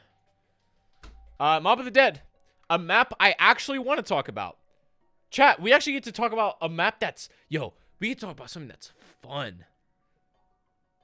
Dude, I know, it took me to review Alpha Omega to contemplate becoming an alcoholic. I went so in on Alpha Omega, I literally need a beer.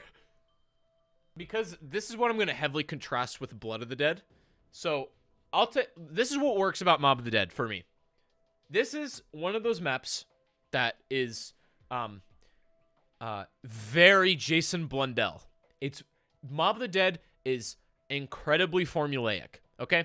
Like, and that's pretty obvious. I think everybody knows that. You spawn in the map, the way you go is pretty clear, kind of guides you along. Immediately, as soon as you open the first door, you encounter a dog where you can start to fill up the thing, right? So you're like, okay, we're filling up these dogs. Great. I have a job I got to do. You know where the game is guiding you from the very moment you start. I'll get to the atmosphere and stuff in a minute, but I'm going to talk about gameplay first. So right off the bat, you know you have an objective that you want to do. You know what you need to do. You fill up these dogs. Okay, great. Cool. Then you are greeted with these like punctuations in the map that are these afterlife things where you can't progress through the map too quickly because Mob of the Dead, all things considered, is kind of a small map, but you can't progress too fast through it because it's punctuated by these afterlife things. But those objectives are all they're fairly fun, right? You go into afterlife, you jump through like a ceiling and shock a generator and grab a key, right? Cool stuff. It plays into the actual real life lore, and you do it in a interesting, unique way. That's great. And all the while, you look at your HUD, it's like, okay, I got a key. Now I can open more things to get these parts for the plane. You're ultimately building like all of the microstructures that you're building, the dogs and the key and getting all the stuff along. It's like all in service of getting the main thing, which is the plane. Clearly. That's like the big thing you want to do. Baby. The structure and Mob of the Dead, solid, man. You know what you got to do from the moment you spawn in. And it's satisfying also to do those things. And as soon as you build the plane, you think it can't get any crazier. You go on the plane, you go on the Golden Gate Bridge, you can pack a bunch. You're rewarded for doing all that crap. That's one of the things that a lot of maps don't get right, is all of these chores have to feel satisfying. You know, like one of the maps, it's kind of like Durice. Durice, when you open all the doors and you do the teleporters, you run back to the main thing. It's kind of annoying, kind of a chore to do, but you're rewarded for it. It feels good to do that, you know? And Mob of the Dead it does that to a T. You feel so rewarded for doing all that work to build the plane.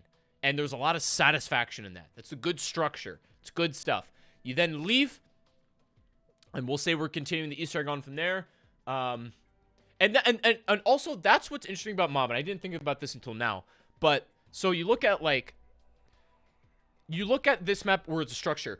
Once you get the Pack-a-Punch and the plane, you can stop progressing right there, and virtually your experience doesn't change all that much. You know what I mean? Like, you don't have to do the rest of the Easter egg, and if you don't, you still have access to all the things you want. All the perks, basically the whole map's open at this point. Getting all those parts in pretty creative ways. You no longer have to do those chores because they just spawn for you now, which is also good because it doesn't feel like you're being put through the ringer. So again, you can do all that setup, get Pack-a-Punch, and you can stop progressing there if you want and continue to play the map and have fun.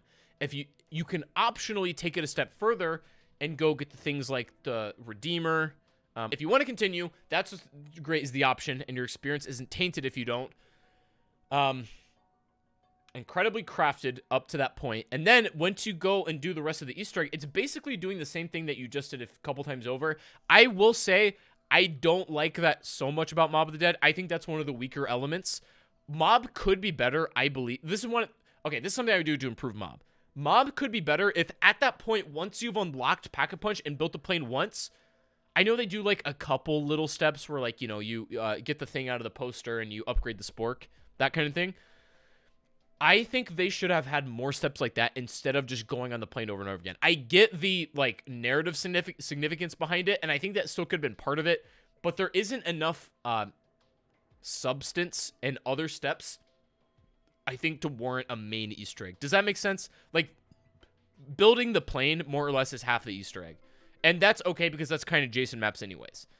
Building the wonder weapons or building the thing is like half the quest. DE, Origins, that's how they work. One of the flaws in Mob could have been the fact that it doesn't have that much substance besides the main setup.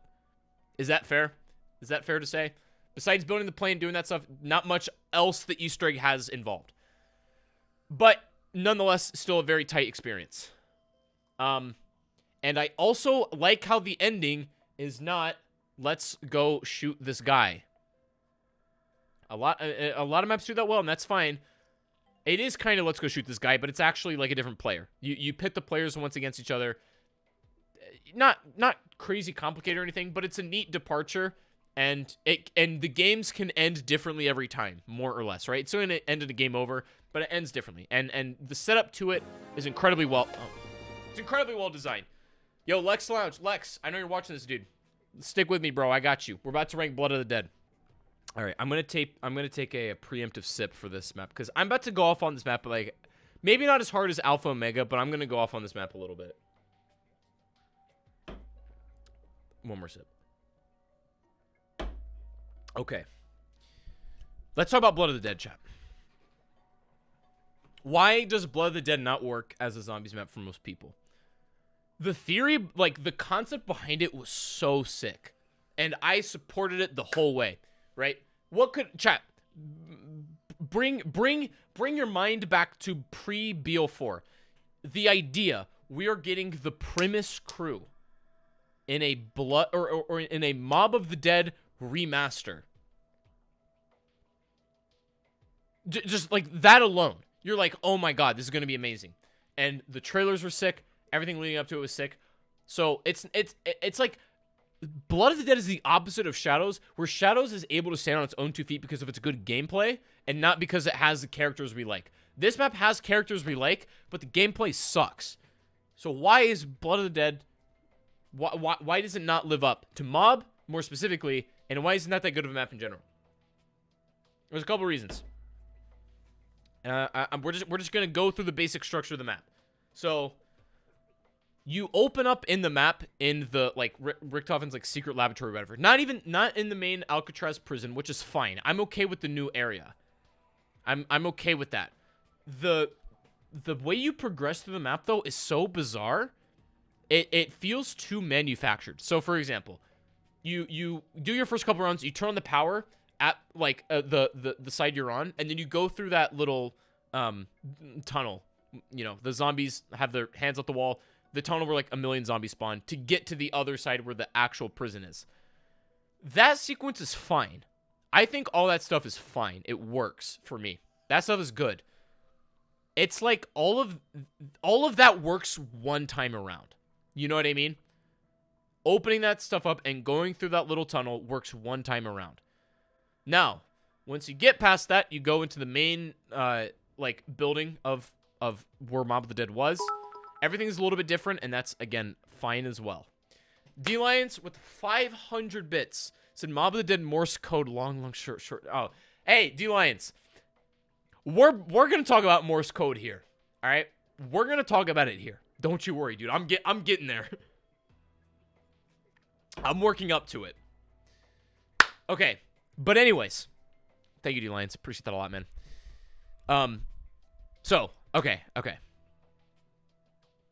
Compare that with Mob, where you spawn in immediately, and you know, within, like, Blood tries to do the thing where, like, you buy a door, you go into the cafeteria, and you have, like, the dog. Okay, I gotta fill up this dog, right? All that beginning setup stuff is good. Same thing with Mob. So far, they're still pretty on track. Once you get into Blood of the Dead, the main prison itself, the turning on of 2 power switches, I don't know, maybe I'm nitpicking, but I thought that was kind of weird and redundant. Maybe it's nitpick, maybe it's not. Honestly, a lot of the beginning stuff is fine. Getting up to Pack-a-Punch, I think, is okay in Blood. I don't have much to say about that.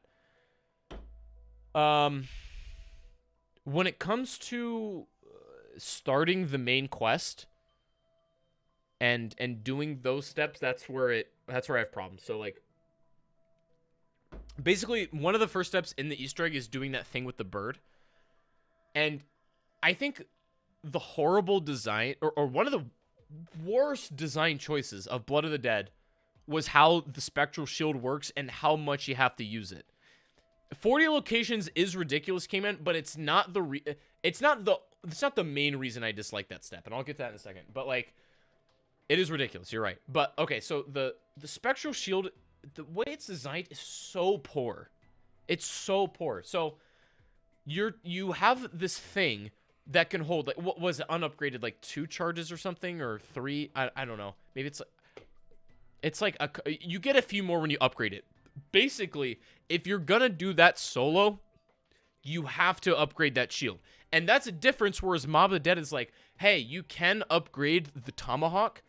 You don't have to, though. You can upgrade this other thing. You don't have to. Like, that's what works for me. With this Easter egg, you're basically forced to upgrade the shield, which is a chore in its own right. And it doesn't feel that rewarding because all it allows you to do is have more of those charges that are somewhat annoying to obtain to begin with. The way you obtain them is either through sucking out zombie souls, which takes a good few seconds, and with the speed of the game of Black Ops 4 and how long that takes, most of the time it's not worth it. I think this problem could be mitigated if the shield was a little, like, it took souls a little bit faster. You can also get them off the wall. My problem with that, I don't have a problem with that in theory.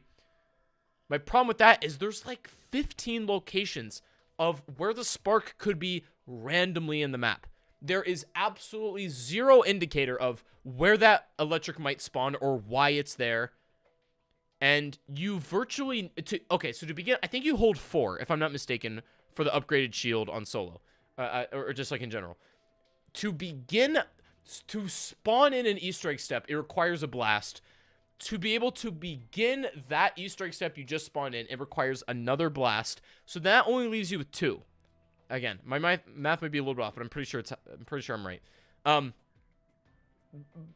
Point is, you don't have as much as you thought you don't have as much as you need to do the actual step. So you either have to go find that box again, or you got to end the round, get more zombies, and do the thing. The problem is that Blood of the Dead steps, I get what they were going for. Blood of the Dead wanted to be this map where it's like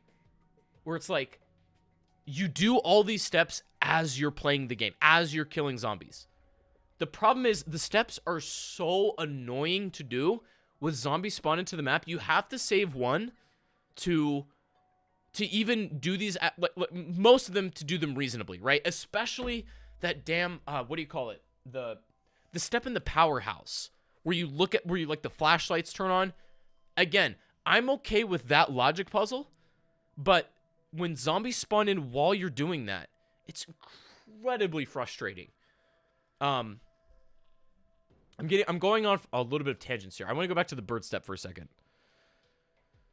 I'll get back to the main steps in a minute. But the bird step, my main problem with it is I don't understand why you have to, like, it might be a nitpick, but I don't understand why you have to flip around every time you shoot a bird. I feel like that step would play way better if you could just, like, bam, bam, bam, you're going to go find him. They can spawn in 40 locations. Who cares? But also, let's not even get into the super poor layout. Blood Dead also has one of the worst layouts in zombie. Moon has a crap layout for sure. Blood Dead has one of the worst layouts. I'll get to that in a second. Okay, but yeah, bird step sucks. I don't want to talk about that anymore. Main steps, you can't do most of them without saving a zombie. And in order to save a zombie, you're going to have to, like, burn through all of your charges of your shield that you need to start that step. It's so self-defeating, it's laughable. The Morse code step, I'm just going to give a special honorable mention to this. For the longest time, the zombies community thought it was basically you just guess and you have to trial and error it. There is, like, a thing, I guess, outside somewhere in the horizon where the light flashes and it tells you what the code is. For some reason, that took the zombies community more than, like, a year and a half to find that out. So, I mean, that does make it a little bit less painful, granted. I'll give you that. But it's still not a fun step. Doing Morse code in zombies is really not that fun. I'm just going to be honest. It's not. Actually, one of the more fun steps in Blood of the Dead, in my opinion, was I think some of the highlights of this map, where the step where you're locked in the showers and you gotta take, like, that banjo. it's just a soulbox step, but it's like it feels so much more interesting than just a soulbox. Like, you have to stay in this thing or else you will die. That's kind of fun. I'm okay with that step. I really like the banjo step. I like the escort step where you take the ghost, the guy, like, all the way to the cafeteria through like the mob spawn. That's a really good step as well. And it's fun to do. But other than that, that's about as far as fun goes. The boss fight, to say anything good about the boss fight, I like the idea of, I think the idea of one player having to, like, sacrifice, because ideally this is a 4-player, you know, whatever. But the idea of one player having to, like, sacrifice and get in the thing is kind of cool. The just bigger Brutus is stupid, to be honest. I get that's, like, the theme of it, but... Oh, another thing good about Blood of the Dead is mid-game cutscenes. The sequence right before the end where you get, like, knocked out by Brutus and you're, like, in the jail and you're like, oh my god, what the hell is going on? That first time around was so cool because you don't know if you're going to get unlocked or what. It leaves you there for a while. That's a genuinely, like, that was a fascinating step, man. I thoroughly enjoyed that. It's a mid-game cutscene, and they played it really well in that. Like, they played it straight. It was super well executed. Again, but it's like BO4 is like great setups, but poor executions when you do a thing. We go to the boss fight, and the boss fight is just a bigger warden that doesn't actually add very much to the fight. You just kind of run around in a circle, kill zombies, and then, like, a thing will spawn. You shoot these 3 orbs, and you do that a couple times. And then Richthofen gets in the machine, and he dies. Cutscenes. Again, I'm not really ranking cutscenes, but I should mention it is one of the best cutscenes in the game. Doesn't rank it higher necessarily for me. Atmosphere and the cutscene are amazing, but the gameplay, very poor. Very poor. Brutus, but big. Yeah, exactly. Hey, remember Brutus? But he's bigger now. God, I'm so over it. Okay. How long did I just talk about Blood of the Dead? I have more to say, but I'm going to refrain. With that being said, I'm going to place Blood of the Dead in bad. I don't think it's necessarily painful. Actually, no, hang on a minute. I feel like lackluster and bad are actually different categories. Like, I'm not saying Challenge Level is actually better than Blood of the Dead. They're just, like, different. Like, you kind of get what I mean. This is, like, this lackluster should almost be out of this thing. Like, I'm not saying Challenge Level or Ghost and House are better than Blood of the Dead. I'm gonna take lackluster and put it off to the side. That's what I'm gonna do. But Shi No Numa, honestly, I don't have a lot to say about this map, to be honest. I had a lot more to say about Blood of the Dead than I have about Shi No Numa. Shi No Numa's got, like, the beginnings. It feels like the beginnings of what would be Darice. The central hub area with the 4 things, the 4 places where you can go get stuff. That's about it. It's got a couple neat traps. First, special enemies and zombies, which is cool. There's not that much to say about Shi No Numa, though. It's okay. I'd say it's average. It's all right. It plays very differently depending on what game you play it on, obviously. And your experience will probably dictate that, but I think it's... I don't know. I think it's average here all around. It's got a cool atmosphere, for sure. Gameplay, though, I don't think it goes very far, to be honest. It's all right. Okay, Tranzit. All right. Again, this is what I said at the beginning of the video, where I'm like, a fun map does not necessarily equal a good map. Fun and good are not equal, chat. They're not correlated. Tranzit, I had an unbelievable amount of fun on with my friends. Honestly, I've had an unbelievable amount of fun playing this one solo, even though it's a way more fun with friends. Objectively, this is a terrible map. I don't know if, and no one could look me in the eyes and tell me Tranzit is objectively a well-designed map. It's clearly not, and Treyarch has told us that. Treyarch's told us, like, yeah, this was not the experience that we wanted it to be. Tranzit was supposed to be significantly more fleshed out. There was going to be a lot more cohesion between the things that you do. Basically, okay, like, one of the biggest problems with Tranzit is it's a bunch of different, like, obviously, it's a bunch of different smaller maps interlinked by nothing, basically. The space between maps like the Nocturne Toten, Bus Depot, Farm, Diner, stuff like that, adds zero to the gameplay, really. It adds a lot of running, and that's it. Like, chat, think about it. You could shrink Tranzit down to its, like, core, almost. You could shrink it down to its core. Get rid of all of the interlinkings between areas, and it would kind of play more or less the same, I feel like.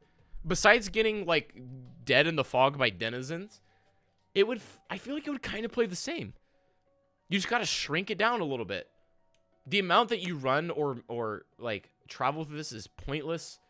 The idea of the Wonder Weapon breaking is it's an interesting concept, but it's not very fun.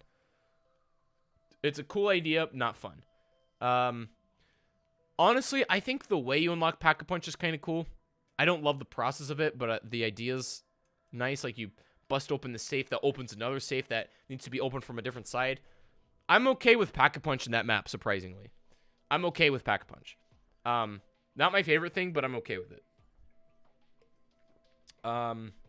It suffers from very poor, like, balance in some areas where, like, some, like, town just doesn't have wall buys. It's like, why? I don't know. It's a joke, man. At this point, we have torn Transit down to its core. And again, I would have loved to see what Transit was supposed to be.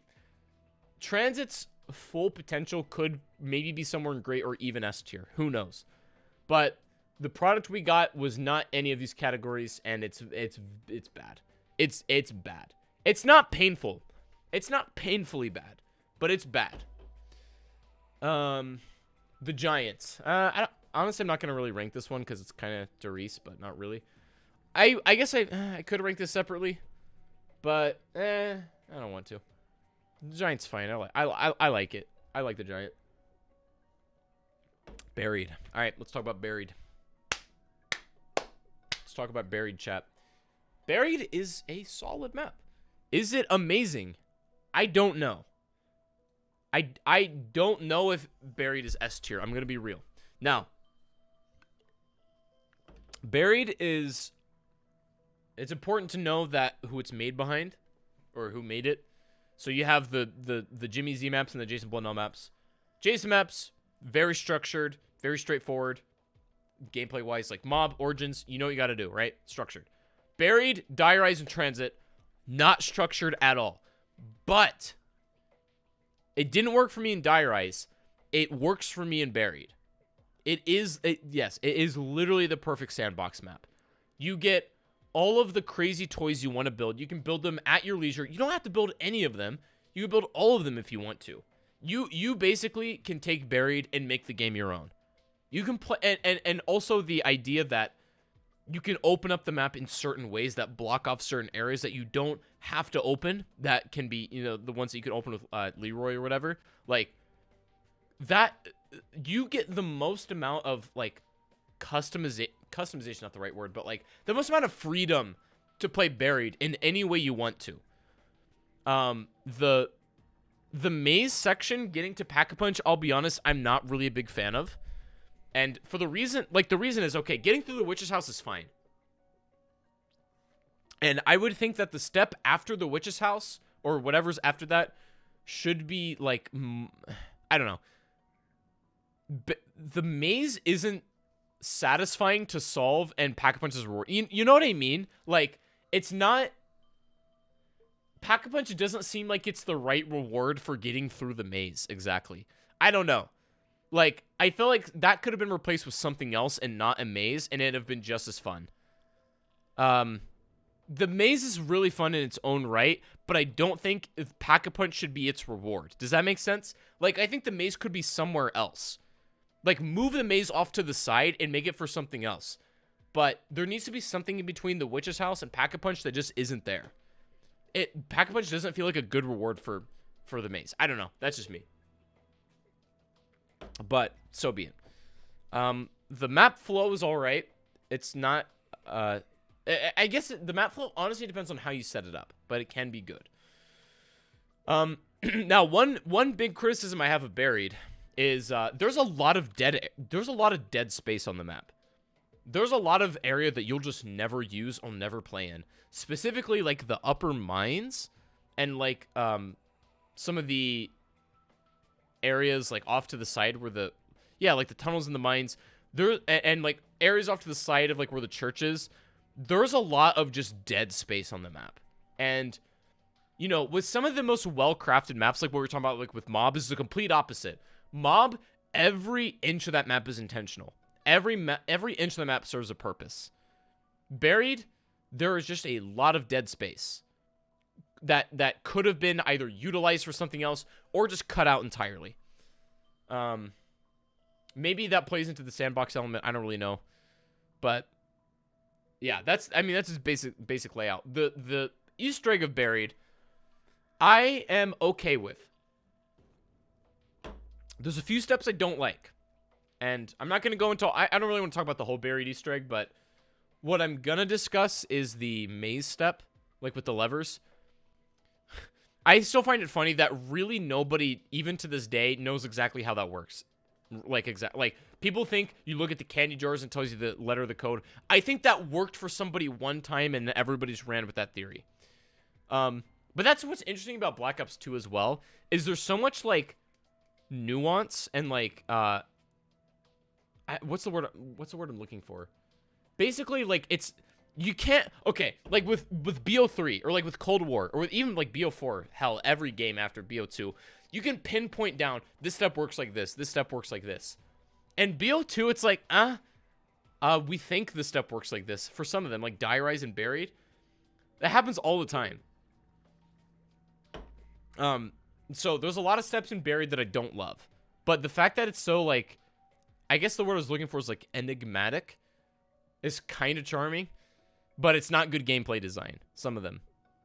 Yeah, some steps are just so up in the air. Exactly. And that's kind of charming, but kind of annoying, too. It's a flawed Easter egg. I'm going to say that. The Easter egg is flawed. But, all in all, I am actually going to say it's great. I think Buried is the best sandbox map, and I want to make that very clear. It's the best sandbox map. Not a very well crafted map, right? It's not like a Mob of the Dead in terms of its craft, but it's the best sandbox map. Better than Mauer? I don't know. I'm not ranking these individually within their category. I'm not sure. They're different. Buried's a sandbox map. Mauer to Toten's a formula map. Togdra Toten. All right. Let me think. So, here's my problem. Okay, chat. I'm going to talk about Togdra Toten a little bit. So, I also think people know this too, or maybe not. I don't know. But I'm going to say this, and I'm not sure if this is going to surprise a lot of you, because maybe you've heard this before, maybe you haven't. Togdra Toten, for the most part, I don't even think was developed by Treyarch. I'm pretty sure TOG was developed by Activision Shanghai. And that's why it might feel weird as a zombies map. It doesn't have that Treyarch feel to me, and I think that's why. Now, with Togdra Toten, of course, it's like a Call of the Dead, like soft reboot, more or less, right? It's basically the same layout with some added additions. It does kind of suffer from the Blood of the Dead syndrome, where like, and I think TOG is the worst offender, where you've got the main portion that was Call of the Dead, and then they have like that portion over in the mountains, like where that lab is. That lab is basically completely pointless for the most part. You go there to get the like Samantha doll and you do like the last step there or whatever, but for the most part, that area of the map is utterly pointless. It's that is so much wasted space, and you don't need to go there very often, and it's not, you don't even get there that like there's no reason to go there. It's not satisfying to do. I do have some good things to say about Togdra Toten. I'll get there in a second, but I'm going to talk about the bad first. The Easter egg design, like the Easter egg steps are just baffling. I don't hate all of them, but a lot of them are baffling. And it's also the worst offender of what I was talking about earlier, where steps that just repeat over and over again. Like Shaolin Shuffle, where you do like that circle step like 8 times. You do that thing where you collect the jar over and over again and put on the campfire over and over again. I get it's very narrative heavy in terms of storyline, but it gets so repetitive. And it's not particularly fun to do either. It's like, go to some random point on the map and find the glowing thing and shoot it, or throw a snowball at it, whatever. Not a very fun Easter egg, to be honest. I say Easter egg, but one thing that Toten did really well, in my opinion, was the ending. And I'm not talking about the storyline ending. I'm talking about the actual ending of the map. So, like, that point where you go to Pack-a-Punch, and then, like, you're in that thing, that bubble. That entire sequence is wonderful. I love that. At that point, you know, like, the map is like lava. The map look and feel completely changes. That part is so good. And it's also not a stupid boss fight at the end, where, like, you just go and shoot the guy, right? That was so unique. And I will give Toten credit for that all day. That's one of my favorite things about the map, is that ending. You go through that map, and you don't just do a 3-sequence boss fight. You don't do a boss fight at all, actually. And then, when all that craziness is done, the map is dead silent. You have this nice moment where you walk out of the lab, and you just see the transformation of the map, and it's dead silent. And there's something so creepy about that. And I love that. It was fun from a gameplay perspective, and, like, narratively solid. Like, you just have to like, sit with what's about to happen next. And I think that's so good. But it's like, unfortunately, all of that is just, if I could just play that sequence over and over again, I would. You know what I mean? I would just play that ending over and over again. I don't want to do the rest of the crap to get there. That's the problem. There's so much, there's so many bad steps leading up to that. It just makes it not fun to do. And it really ruins the experience for me. It's not quite as pathetic as Alpha Omega as being, like, fan servicey, although at some points it is, but not entirely. It's not a good map in my opinion. That ending is probably the only thing I like about it. Other than that, it's pretty low tier in my opinion. Again, I think lackluster is actually not a good category. I'm gonna say it's bad. I don't like Toten. I think it's a bad map. That's my opinion. I think it's pretty bad. But on a good day, that ending could make it probably average. But who cares? Now let's rank the original Call of the Dead. All right, once again, this map works on its own 2 feet, and it's not trying to be a remake or Call of the Dead is all right, I think.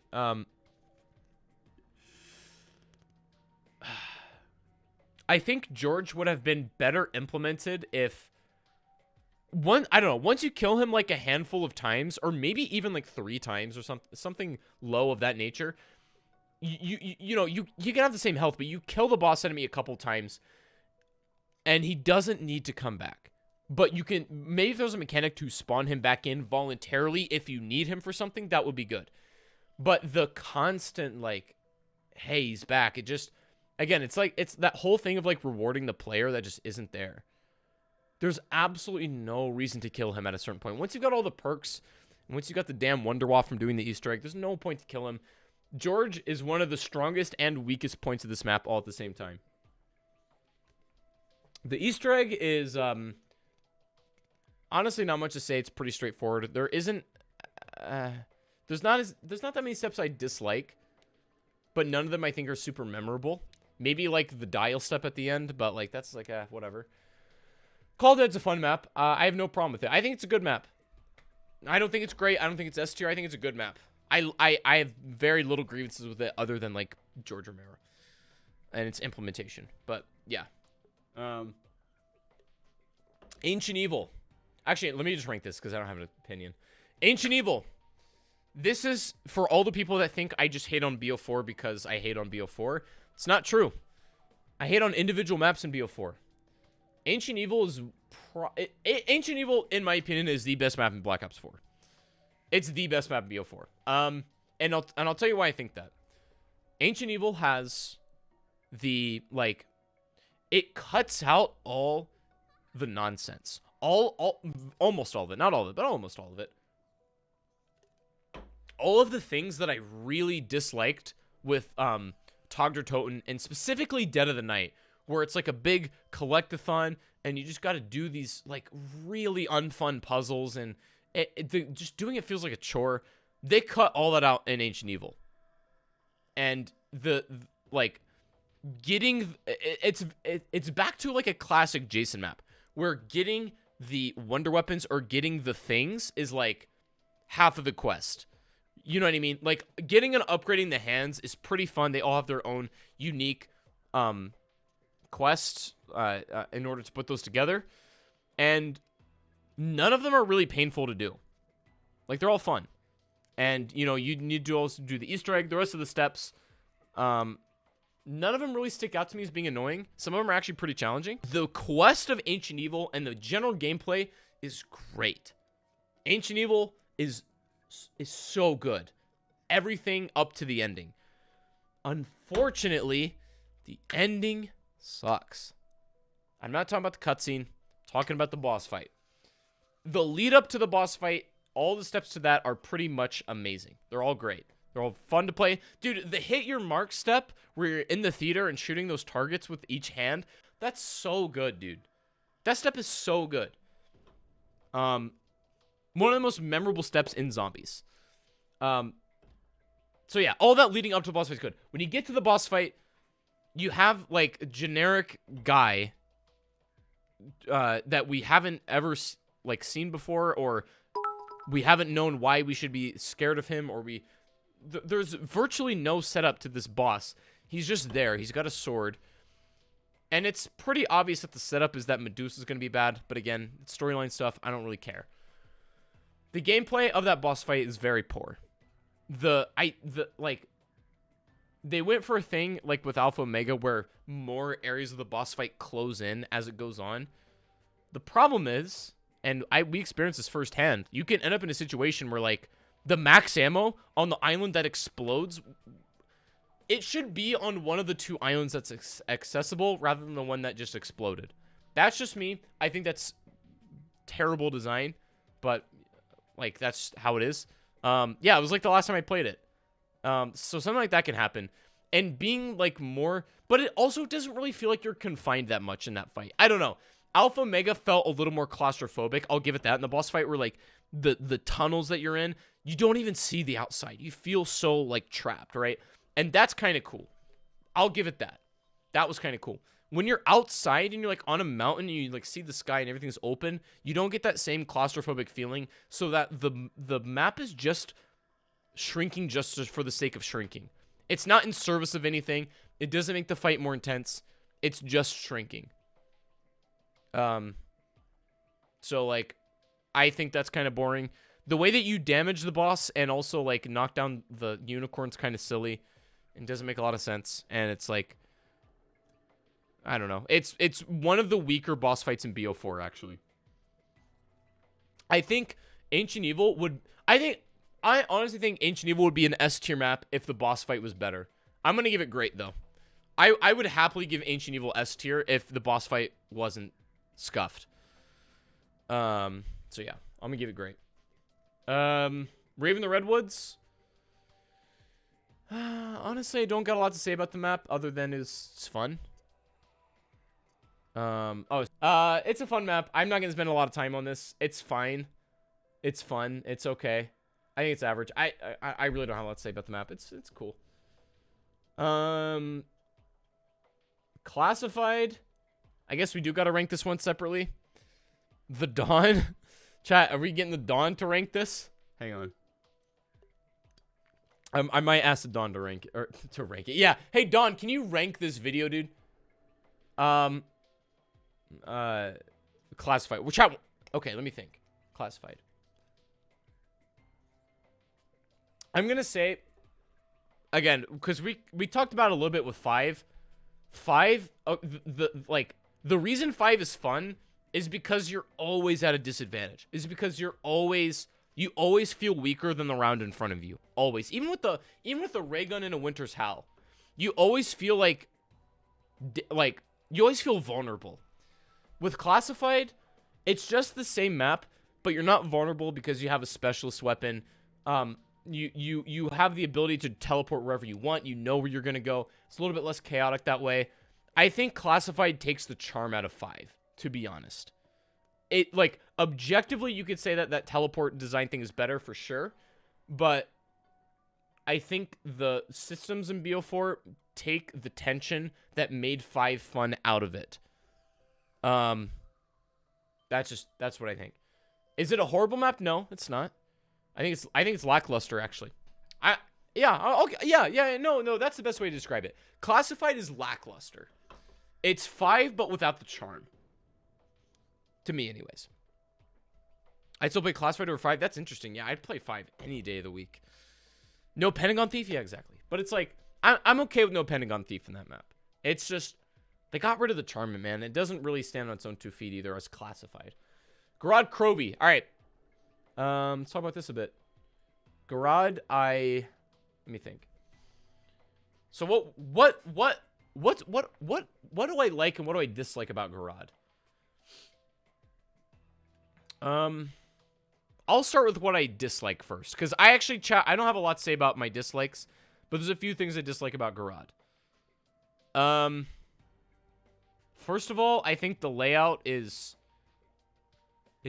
actually, I don't really have a problem with the layout. It's good, but I guess could be a little better. I don't really have an issue with it.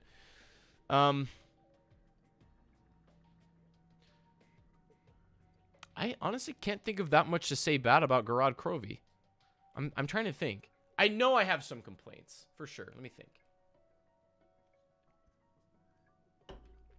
I guess we could just jump into the Easter egg steps. Okay.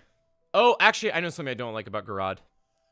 Okay, so, like, I'm just gonna jump right into the Easter egg. Like, okay, the setup of the map is great. Let me just get through that. Like, getting Pack-a-Punch, doing, like, getting those Graph modules or whatever they're called is fun.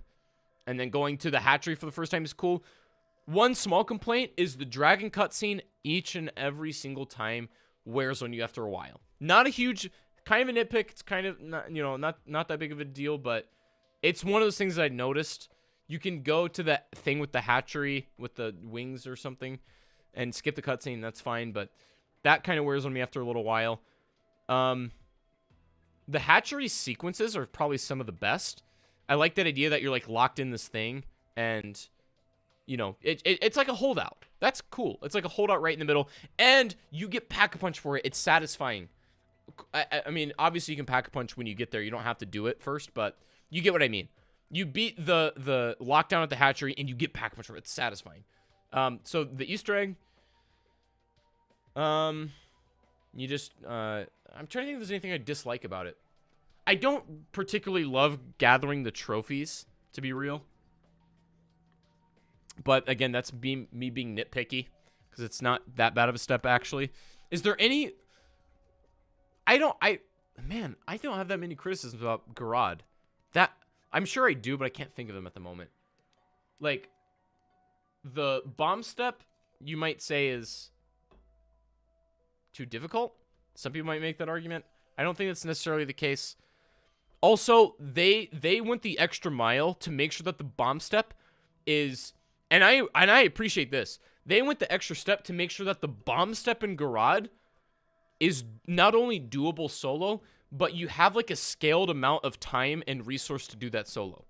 You know what I mean? Like, basically it's scaled per player, and they could have just pulled a World War II and given you a flat amount of time and be like, hey, it doesn't matter how many people you have in your game, this is the time you get. That would have been stupid. Even if you get the worst possible route in solo, in theory, you still have enough time to do it. That's good game design. The tube valve step, you pull up the Mr. Waffles guide. Yeah, I will say the valve step is definitely a weaker point of that. I'm not in love with that step at all. The valve step is probably the... Again, it's like one of those things that's fun to... It was fun to solve for the first time, But when you repeat it, you're just like, okay, I have a spreadsheet up, you know? I've got a Mr. Waffles video up. Stuff like that. You don't, you mindlessly do that step now. You know what I'm saying? You don't actually solve it anymore. You mindlessly type in the inputs you need for it. So it's like just a chore now. But you get what I'm saying. So I really don't like the valve step that much. That's probably one of my biggest criticisms about Garad. I think it's a great solve step, not a fun to replay step.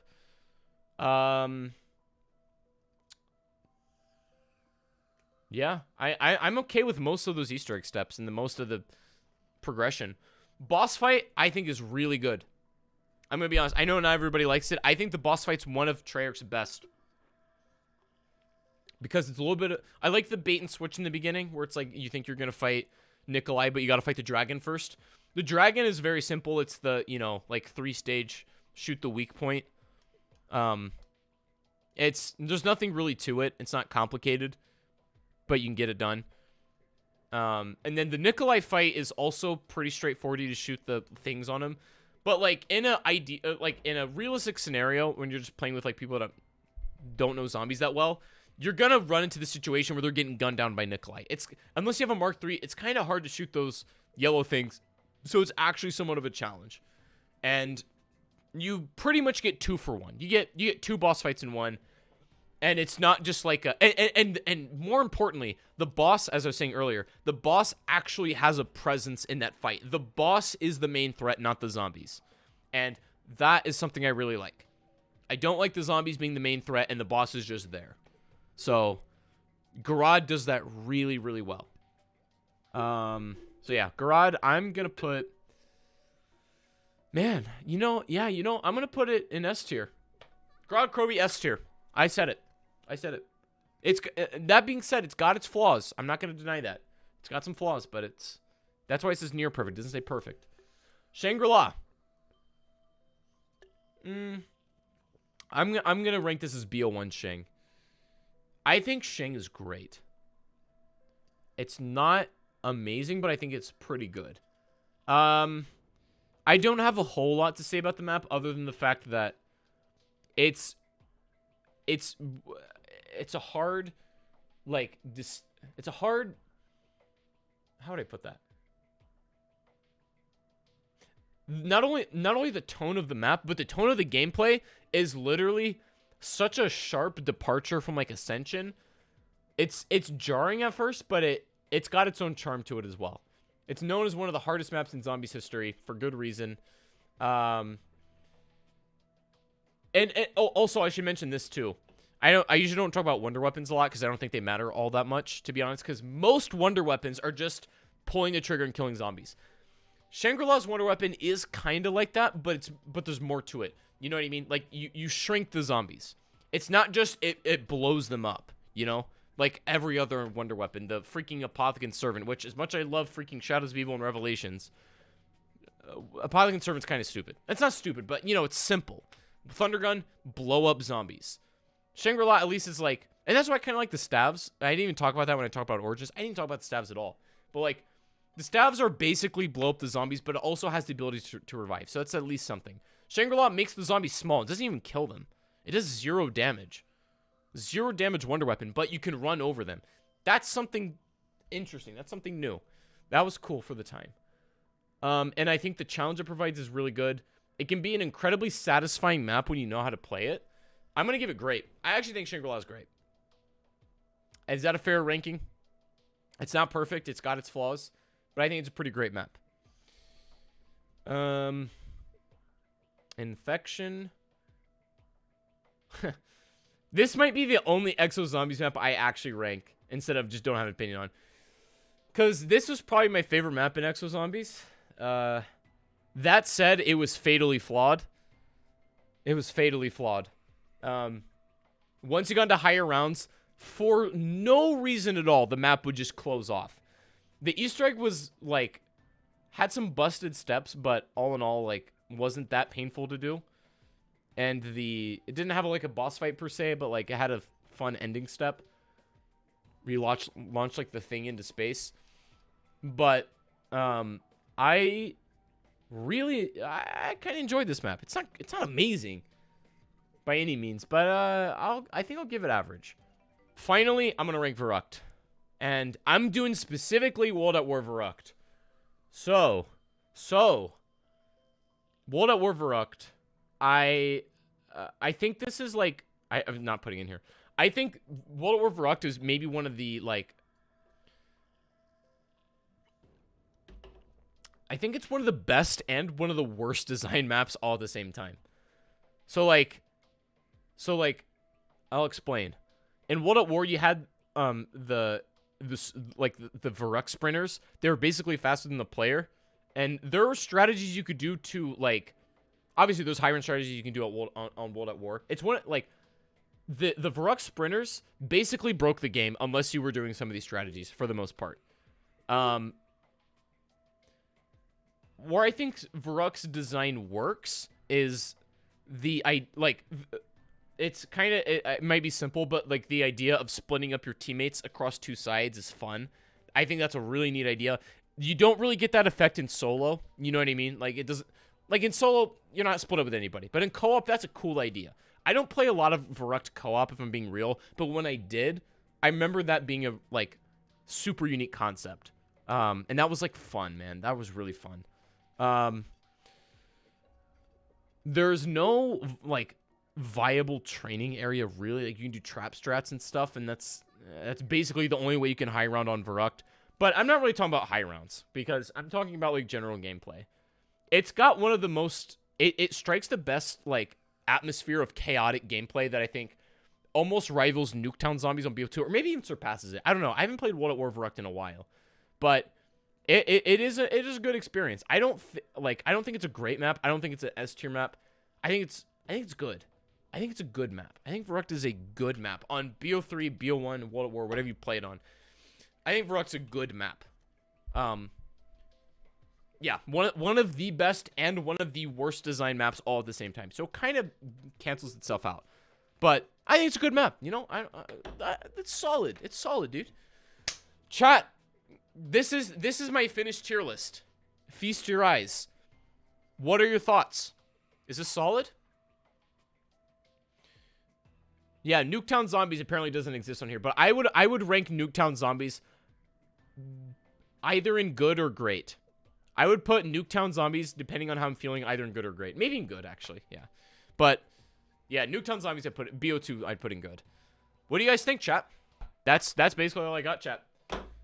Oh, God, I spilled my beer. But thank you for watching, dude.